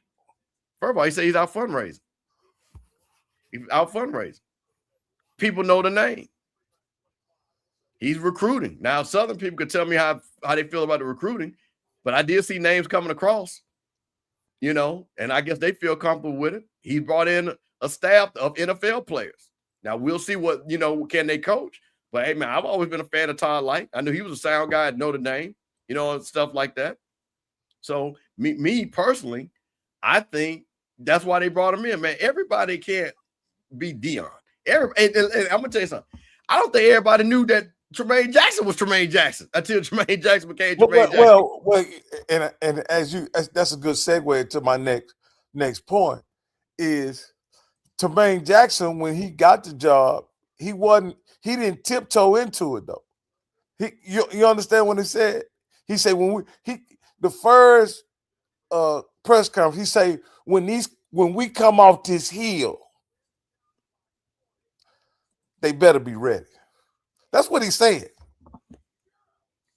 All right, I'm gonna play the Southern side of this. But don't you think, Prairie View people don't get mad because we ain't about to have this argument. Don't you think that was a little bit because of past history that he wanted to instill confidence right off the rip? But when you're Southern, you really don't have to do that because you have been in the mix. You have won the West. You are Southern, and I'm talking about for Southern's mind. You know what I'm saying? So Mr. Campbell, I depend on you for a lot for putting things that we see now in its proper context, right? And you said something to me that had me staring at the ceiling fan the other night after you said it. Like, I really couldn't fathom it once you said it. Uh-oh. And this is what you said. Something thought-provoking? And I had to put it in context, something that shook me. You said Southern ain't never played in the Celebration Bowl. They have not. Coach, and what I believe Southern to be, right, is from what I believe them to be, knowing my sister Cynthia, who's a Southern alum, 19. A lovely person. Met her. Yeah. Outstanding. And also what they believe they are, right? What I put it like this: I'm not gonna even say what they believe they are. I'm talking about for what they know they are. Right. I can't even fathom that a school with Southern's reputation, pride, support, history has never played in a Celebration Bowl. Yeah. Is there any Southernites can make this make sense to me as someone who's just now coming into the space? And because if you try to explain it, Mr. Campbell, it's gonna sound like hate. I'm just telling you, if you try to explain why they ain't played in the Celebration Bowl, we know how this goes, right? We know how this goes. But as Southernites, can you explain why you hadn't been in the Celebration Bowl? Can you make sense of this? Can you rationalize this? Because when this was said to me, it shook me, considering I've heard about the folklore and history of Southern literally my entire life. Right. Keep it up, fam. All right, now listen. Be succinct, make your point, because we ain't gonna be on all night. So we're gonna give you a point. So appreciate your brother joining. What you got? All right. Try to make this as quick as possible. Because we got you on time. Everyone knows for the most part that HBCU leadership is horrible. But Southern's leadership is the worst of the worst. They have a history of making bad decisions. Their coaching tree over the last couple of years is proof of that. That's why they never played in the Celebration Bowl. It was not the leadership, but it was one of their boosters, their highest paid boosters, a multimillionaire, rich guy, that called for the hire of Marshall Faulk, because remember, he was supposed to have been a choice a couple of years ago, and they declined for somebody else. So they didn't even want Marshall Faulk at first. But then over the history of their bad decision making, then they decide to, well, not necessarily leadership, but the booster decided, okay, he said, okay, y'all did what y'all wanted to do. Now let me do what I want to do, and let's see what the results will come from this. Safe to say that they're 4 years away from a Celebration Bowl. In between now and 4 years, Southern will play for the Celebration Bowl trophy. Guaranteed that fact or your money back. Oh, wait. Because of one decision wait a minute. that they could have made. Go ahead. So you said in the next 4 years that Southern Correct. is going to play in the Celebration Bowl. Correct. Because I've seen this movie before. It's called Tennessee State. Okay. And Coach Eddie George. Okay. All right. You're talking about a head coach. You're talking about somebody with no experience. Keep it up. Can I say something? Go Keep ahead. it up. Because I only been here 5 years, and Southern been through 4 coaches. Mm-hmm. So you're telling me they're gonna have patience with Marshall Faulk that they haven't had with any other coach that they've had since I've been watching the SWAC ever since the spring of 2001. I can't guarantee that. And the reason being is because, again, HBCU leadership is horrible. Southern being one of the worst of the worst, though, they're just stuck in their ways about certain things. I'm not saying they're going to give him 4 years. I'm saying that I can guarantee if they do give him 4 years, they will see a Celebration Bowl appearance. I'm not saying that they're going to win, but they will see a Celebration Bowl appearance within 4 years. This is a figurehead that you're paying 6 figures for, somewhere around in the mark of in between, I want to say 400 to 600K, I believe, a year. Right. Okay. You don't pay a coach that amount of money unless you're willing to give him some type of leniency when it comes to time, because it's just like trading options, right? The more you pay on the extended leave of your contract, in other words, the more you pay further out on your contract, the more you give yourself time, right, to not go into something called theta decay. You get what I'm going? Because if you just pay for a week contract or for a day contract, your contract can expire worthless and you won't receive anything. So saying that to say that if you put your money where you think you're going to receive some type of return into, it's best to always extend your time. They didn't pay this man $400K and $600K for 2 years. That don't make no sense because he doesn't have any real coaching experience outside of the University of Colorado. Safe to say, they got their guy. They finally made one right decision within 4 or 5 years. So they will see a Celebration Bowl if they're willing, right, to give this man 4 years because he's going to need time. I'm not saying that. Hey, Campbell, he done been on here 5 minutes and added a caveat. I was going to let him close it up. I was going to let him close up. So, fam, we appreciate you, man. Thanks a lot. Now, I'll go let him close it up. Hey, listen, man. Okay, first of all, just real quick, just to let y'all guys know, in the MEAC, when it was the Heritage Bowl, the MEAC champion went to the playoffs. So just to let y'all know, the best team from the MEAC didn't go to the Heritage Bowl during those years. Just to let y'all know that. I want y'all to understand. That's history. But back to my man. Now, my man said, let's chop this up for a second. My man said in 4 years, Southern is going to be in the Celebration Bowl. Which means they're going to be the SWAC champ. SWAC champ. And because they paid him so much money, that's the reason why. And look at Eddie George. Now, he didn't tell me about no recruiting. He didn't tell me nothing about no coaching. He didn't say that. I just feel he just said because they paid him that amount of money and they're going to give him leeway. That sounds like Michael Vick all over again. You know, I wasn't thinking that when he said that. I was thinking a little something else. And maybe I was being more optimistic because what I was thinking about was he's going to win because he's Marshall Faulk. Right. And the way that Prime won because Prime won because he had a great plan. I'm going to be honest with you. If you just break Prime's plan down when he came into Jackson State, he had a good plan. He had a good plan. From the coaches that he hired, from the corporate partnerships that he acquired while he was there. Wouldn't you say Prime had a good plan? Well, Prime also had a good plan. And he also had a good biological clock because his son just happened to graduate high school when he got to go. So I'm just gonna say that did have a little something to do with it because I'm just saying Shadur Sanders as quarterback. So you gotta help that. You are in alignment with a guy that that's just as knowledgeable about you about SWAC football. Guy named Reggie Flood, and he said the most impactful, the biggest decision that Prime made was being able to shoot an all-star quarterback out his nutsack. Like that was that's what allowed him to win the SWAC more than anything, more than any hire, more than anything that he did as a coach. The fact that he fathered a top-notch quarterback is what enabled him to go undefeated in the SWAC for 2 years.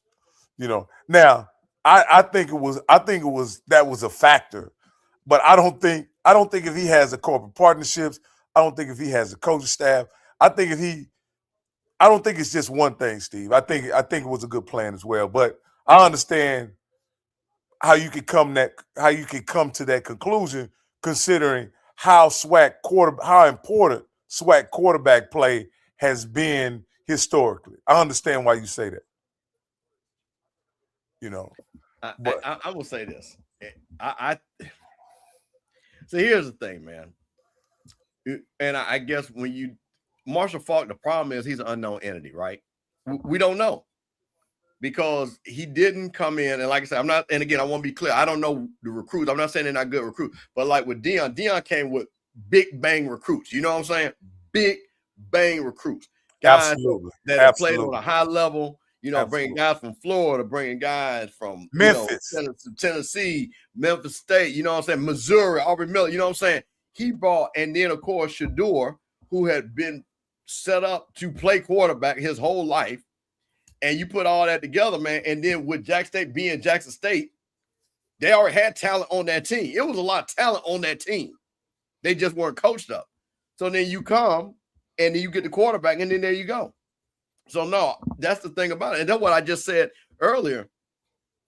Southern got two quarterbacks. I don't know if those guys, again, maybe they can bring a guy in, after this spring, because I know you still can bring guys in. And I know they'll probably still, I guarantee they'll still be looking for a quarterback. But for Southern, and this is where, I want Southern to be good. Southern should not be 2-10. That's because, like I say, I want them to be good just so I can see them in Prairie View, because I know for a fact Southern people hate that Prairie View doing all that talk. Prairie View folks are talking, Rocky. You know that. They talking.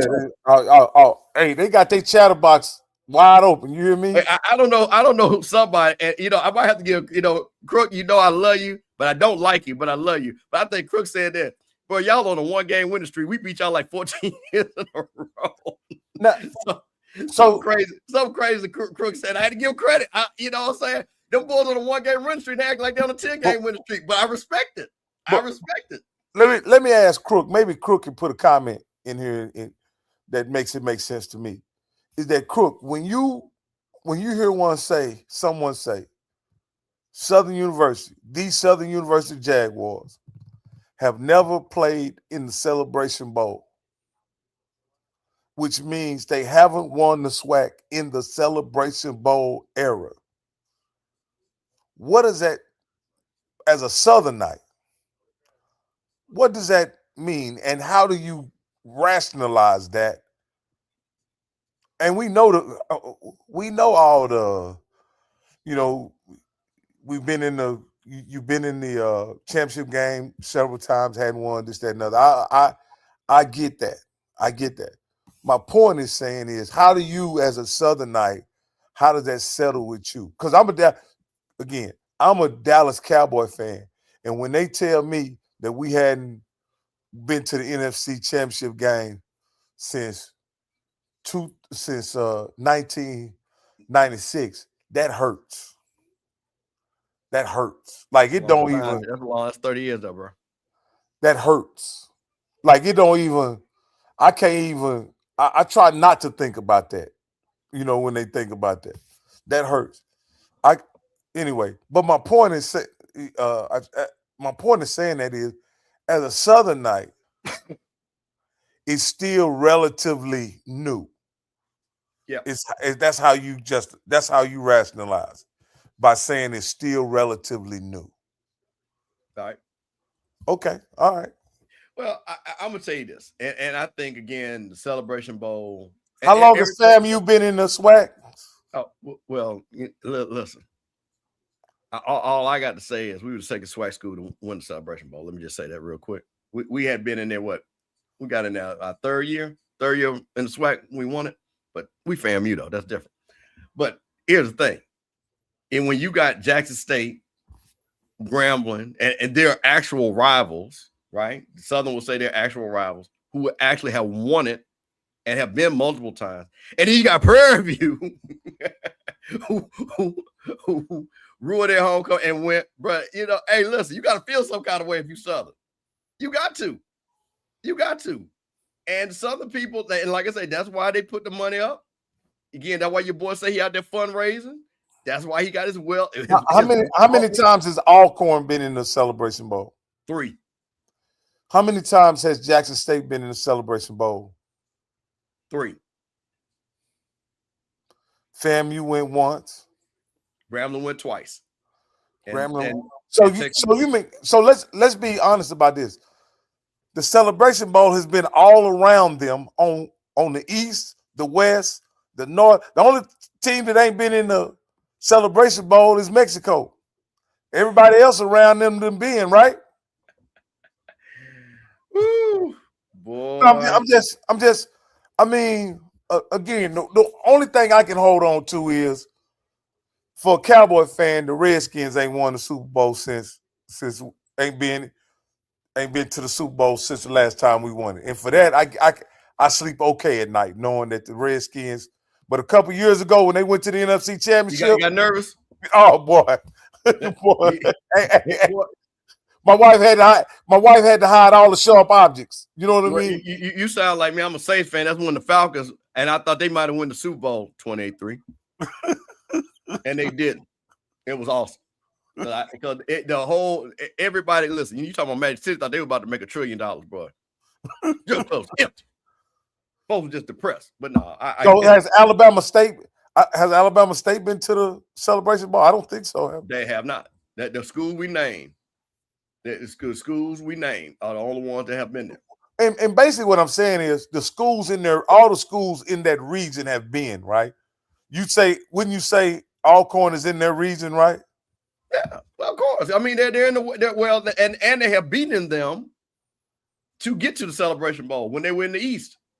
Because I don't know, Ken K still on what the Southern people know. How many times did y'all lose? Alcorn won 3 times. Did they play y'all all 3 times to go to the Celebration Bowl? Because I don't think they played Grambling. I don't know. You guys could tell me. I don't know. I don't remember.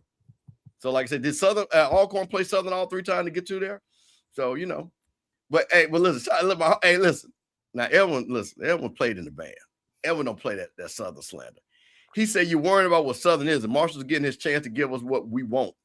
If he don't, he'll be gone too. Hey, listen, that's from this boy down house Southern. That's a grown man Southern. And Emmett, only thing I'm saying, I'm not. Thank you, Edwin. Appreciate it. Yep. See, Alcorn beat them. So see, that won't say Alcorn beat Southern all 3 times. And I'm not, and this is not Southern slander. This is not to diminish Southern in any way. This is more or less, I know what I'm going through as a Dallas Cowboy fan. My question is, as you watch team, as you watch your team, like that's how I felt when the Giants and Philly have won one since the Cowboys have won a Super Bowl.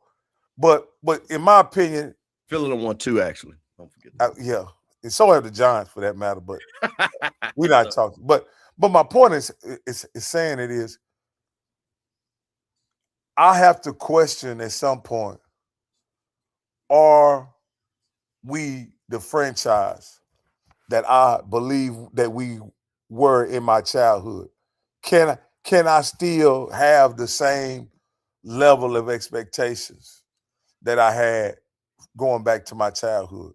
Or are we just the modern day Detroit Lions? Are we the modern day Arizona Cardinals? Are we the modern day are we a team that's gonna have a good year and then 3 bad years? You understand? Like a Well, like let a me say this. Chargers. Let me say this. I'm gonna give you something. I'm gonna give you something. As somebody who's from Jackson, somebody went to FAMU. Jackson State FAMU basically had dark time for almost a decade, at the same time. What all people was talking about, and I saw both bad teams play because I think Harold Jackson was the coach when we lost on that Hail Mary. I think that was the only win that Harold Jackson got that year of a 1AA school, and they might have beat some little school. But hey man, it hurts. But I will say this for Southern: if you get the right coach, which Jackson State did when they got Prime and now they got TC Taylor, and when we got Willie, when you have certain programs, you can get that thing going real quick. And that's the thing I think with Southern. I think that's what Southern's like. If we can just find the coach that can get that thing back. So again, hey man, everybody had their dark days, man. It just happens like that, especially with the coaching is not consistent and stuff like that. And then you have a school like, hey man, shout out to Alabama State that just keep knocking on the door, but they can't get that door open. So you have that, man. So to me, they just need to look at Jackson State and FAMU and hope Marshall is the right coach. And if he's the right coach, then they're in good shape. Because, like I say, I'm gonna tell you this: Jermaine Jackson ain't going nowhere. TC Taylor ain't going nowhere. And I'm telling you this: Quinn Gray, bruh, you listen. We might take this head knock this 1 year, but I tell you what, there ain't gonna be no 40-8 head knocks.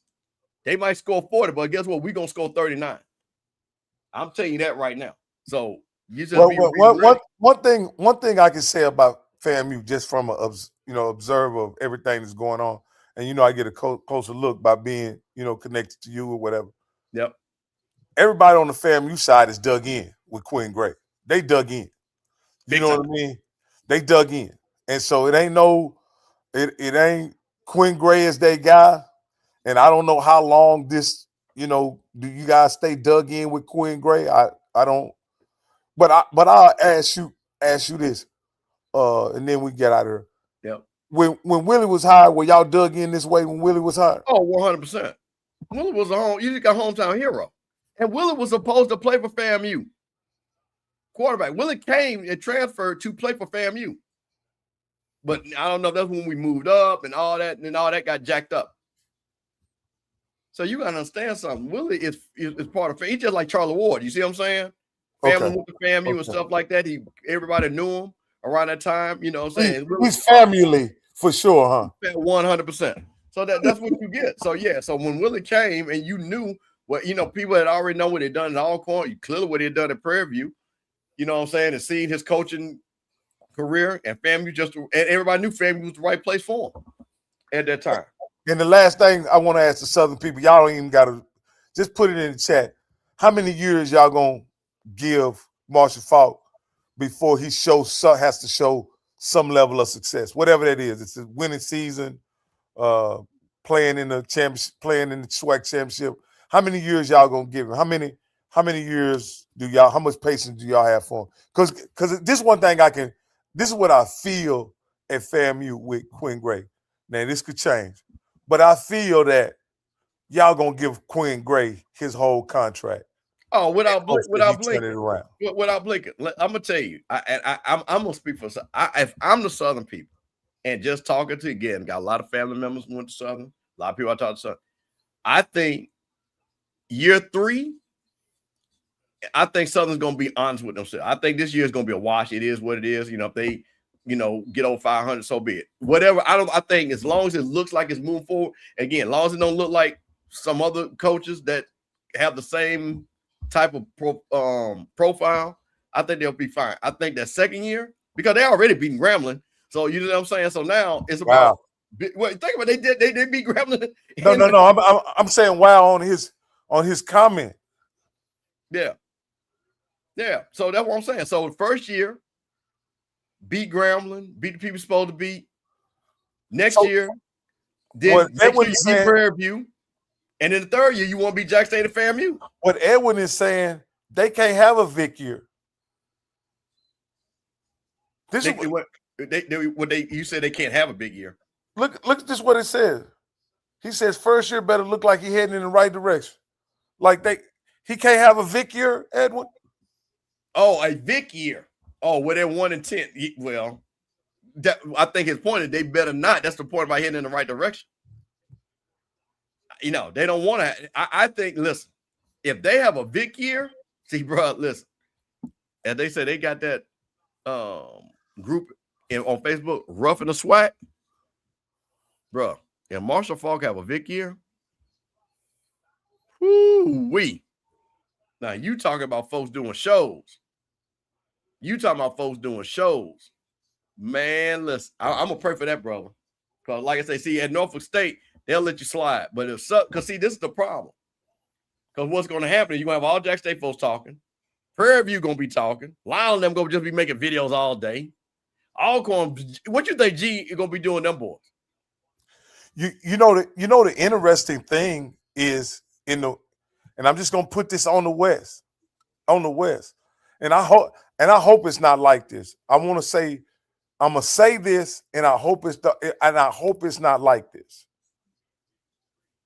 If Southern don't put up a fight, Prairie View walks into the SWAC championship. I don't give a damn what happens.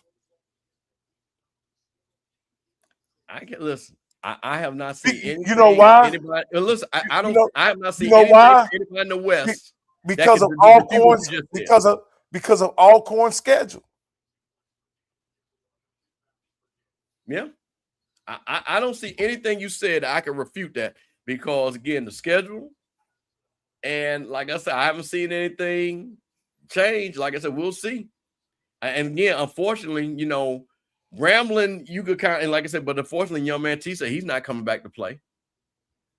You know, and that's really unfortunate because you could, you know what I'm saying? With that young man, he's announced. Well, I just don't. I think the young man is still in rehab. You see what I'm saying? So it's no way he's playing next year if he's still in rehab. I would just thought you may have had an update on his condition. He said, "What was Eddie Jordan first year?" Shout out to Emmett Jones, my boy too. No, look, Grambling. No, listen. I'm saying Grambling does have a valid challenge. What I'm curious about is what, again, as we all know, what is going to be at the quarterback position. That's going to be the thing. And let's be honest, what and was say, now you sure about that? Okay. Because y'all folks was in y'all feelings with the Prairie View people. I don't know about that, bro. I see y'all going nuts. Y'all still clowning with the Prairie View people. So I don't know about that, bro. But go ahead, Rocky. No, I'm just simply saying that the West is in a precarious situation, meaning that you got Pine Bluff that ain't showed a heartbeat yet, right? Have they showed a heartbeat? No, I mean we already know the usual suspects. Nobody thinking that Pine Bluff is going to be in second or third place in the West. No. TSU has been the same thing. They've been 2 years in a row on the dish. There's no indication that they're going to be any better. Nope. You know, Southern has had the coaching change, but they're the one team I think that has the pedigree, right? Yep. And then Cedric Thomas is in a situation where he's underachieved every year he's been in Alcorn. Wouldn't that be fair to say? Unfortunately. So, and by any measure, Tremaine Jackson is the best coach in the West. Like, I don't even think he has anybody that you can say it's a coaching battle when they hook up. Is it with Mickey? Is it with Hampton? Is it with Thomas? Is it with Faulk? You know what I mean? Where would you say he even has a, you know, and the reason why I say that, guys, is that when you have the best coach, generally speaking, the team that beats you has to have more talent, right? Wouldn't you say that? Yeah. If you have the best coach, and I don't know that any one of those teams are going to have more talent than Prairie View coming off of their championship season.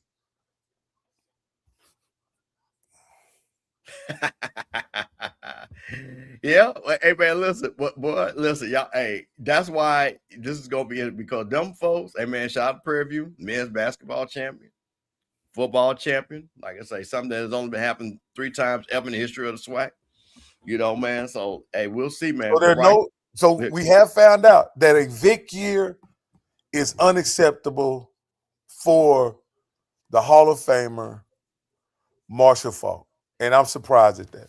So why are you surprised at that? You think them, bro? They were 2-10. A Vic year, that Vic only won 1 game. That's a regression. Well, what I meant by a Vic year is they got 3 or 4 Division II teams, so they should win those. Vic didn't have it, huh? It's Southern. Yeah, okay. Vic shouldn't have that. I mean, if Vic had more Division II teams on the schedule, he probably would have won more games too. I'm talking the season where he loses to Valley. Well, there you go. Hey, man, listen. Elvin gonna break it. And one thing about Elvin, him and Emmett Jones, them 2 cats, they're gonna by their school, they're gonna shoot it straight. He letting you know 4 wins or less is unacceptable. Okay. I'm done with it. They go to marker right there. So basically, he got to win. He got to go 5 and 7. Okay.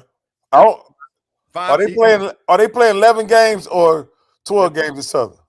I want to say they're playing 12, but correct me if I'm wrong. Southern. No, I'm not sure. Yeah, I think they're playing 12. Well, okay. What am I doing, Pete? Pete, what am I doing? We just here talking out loud and trying to figure. See, my problem is, I'm a guy that I like coaches with bravado.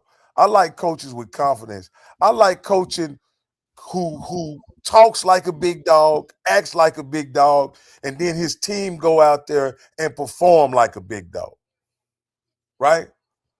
And I don't hear Marshall Faulk talking like a big dog. Matter of fact, Marshall Faulk, with all of his accolades, he sounds like a coach that is in a rebuild. Well, he's in a rebuild, Rocky. They were 2-10. I mean, what do you listen? But he sounds like a coach that don't come in with, the first. I want to say one of the few players in the NFL with 2,000 yards, with 1,000-yard receiving and 1,000-yard rush. The key piece of the greatest show on turf. You understand? Like this is what Marshall Faulk comes on with.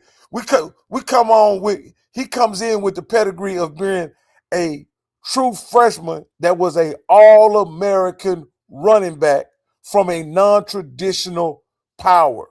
That's facts. Well, but how did that translate into talking though? Where's the confidence? What if you like Charlie Ward? Charlie Ward ain't did no big talking, but Charlie Ward got them boys winning. Got everybody's excited. I'm just using it as an example. I think if you said people, now Patrick Craig ran his mouth, right? Our former coach. Charlie Ward beat him twice. Well, I think when you put Charlie Ward in the same sentence with Marshall Faulk in the coaching arena, you're doing Charlie Ward a disservice. Because Charlie Ward had been a coach in Houston.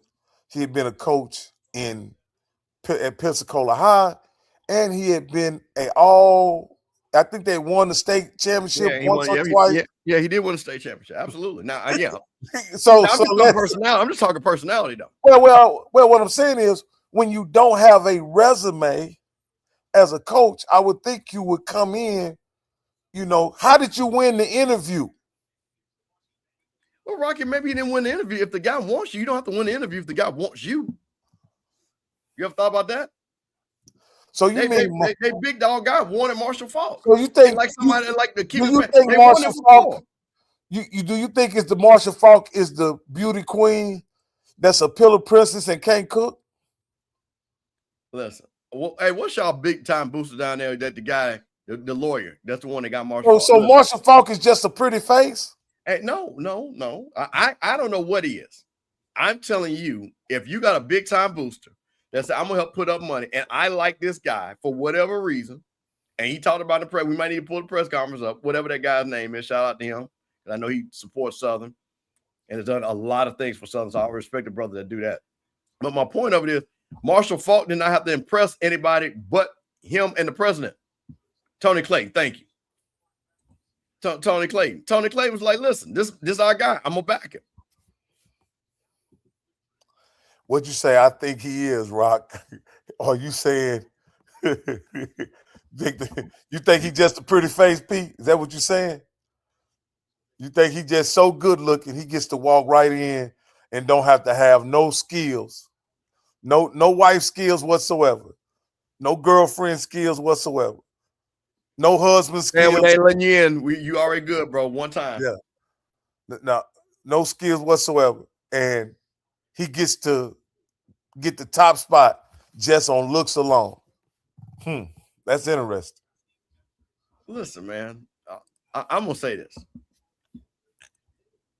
The man say he's fundraising money. I'm going to say that he's doing that. The man got the SU hat on. The man has brought in a staff that he feels, like I say, that NFL guys, that he feels that those guys are going to be good coaches. The Southern people, after he done put the hat on, look like they done got back on board. He going to give y'all that meeting. So, Rocky, I'm trying to tell you, man, listen, to your point, he ain't got, in the West, if you look at it, based off of you, he only got 1 or 2 games that he really got to knock out. No, he got to be listen. Listen. If he beats Prairie View and Grambling, he right in the mix. Edwin, I am all over the place because I'm trying to find the sauce. I'm trying to find why Marshall Faulk, why is Southern, why now? Like I'm trying to figure it out. I thought by now we all would know why he got the job, why the people wanted him so much, why he was so highly regarded. I thought by now we would know. And do we know? I'm gonna ask you, Edwin, do we know why he was so highly regarded as a coach? Do we know why the people at Southern wanted him so much? Do we know? I don't, but you may. All right, now listen. Now, okay, Rock, I'm gonna bring something up. This is perfect. I found this, and like I say, man, the man has talked about it. So I put this in. Okay, can you see that? Yeah. Okay. Tony Clayton, chairman of the Southern University Board of Supervisors, pursued Marshall Faulk to become the head football coach to spearhead a strategic transformation of the University Athletics into a profitable, high-profile business. Clayton viewed Faulk's hire not just as a coaching change, but as a calculated bet to boost fundraising, improve recruiting, and increase the program's overall credibility, similar to the impact of Deion Sanders at Jack State. Now, listen, Clayton's primary motivations: fundraising and financial ROI. Clayton, who believes in pay-to-play model for modern college football, saw a high-profile figure who could generate revenue. The deal was structured to allow Faulk to earn 20% of new donations he generates. So Faulk got to get ready that money, get 20%, Rocky. Recruiting and credibility. As an NFL Hall of Famer with deep Louisiana roots, native New Orleans, Faulk was seen as a powerful tool to draw top talent to Southern University. Shifting to a business model. Clayton aimed to move away from relying on, sentimentality, aiming to use Faulk's celebrity to secure, for instance, potential stadium naming rights and corporate sponsorship. All in mentality. Clayton praised Faulk's decision and leadership, stating that this guy is built unlike any other person I've seen, knowing that Faulk had drunk the Kool-Aid in terms of understanding the vision for Southern. And that's what your boy Tony Clayton said right there, bro. Coach, hey, you done read 4 paragraphs and ain't one of them mention winning. Listen, the man that told you what he wanted. He wanted to bring money in and visibility. He want people to be excited about the program, bring in players, top-notch players, and that'll bring winning. That's Tony Clayton. See, and then, like I say, listen, just like, man, it's here. Hey, listen, hey, this is a big dog right here, bro. This brother right here, he put his money where his mouth is. Hey, man, I respect any cat because I'm a little dog and I know what this means. He said, listen, since Marshall Faulk hired, Southern has moved quickly to address long-term infrastructure concerns. He toured the facility that was leaks in the locker room. He said it had to be fixed. We fixed it. You see, they get it together, Rocky. Okay. All right. That and see, you will like this part. That philosophy mirrors what Deion Sanders' model at Jackson State. Leverage visibility for institutional. See, there you go. They go to your Deion Sanders quote. The difference, Clayton argued, that Southern is attempting to bake the change in the policy, budget, governance. See, listen, it's all right here, bro. So, and I don't have time to go through this, talk about this. We can get out of here. Yeah. But and maybe me and you can sit down one day and we can just talk about it. But I don't know why it takes a celebrity head coach to address broken window issues at HBCUs. And I don't need you to try to explain it to me right now.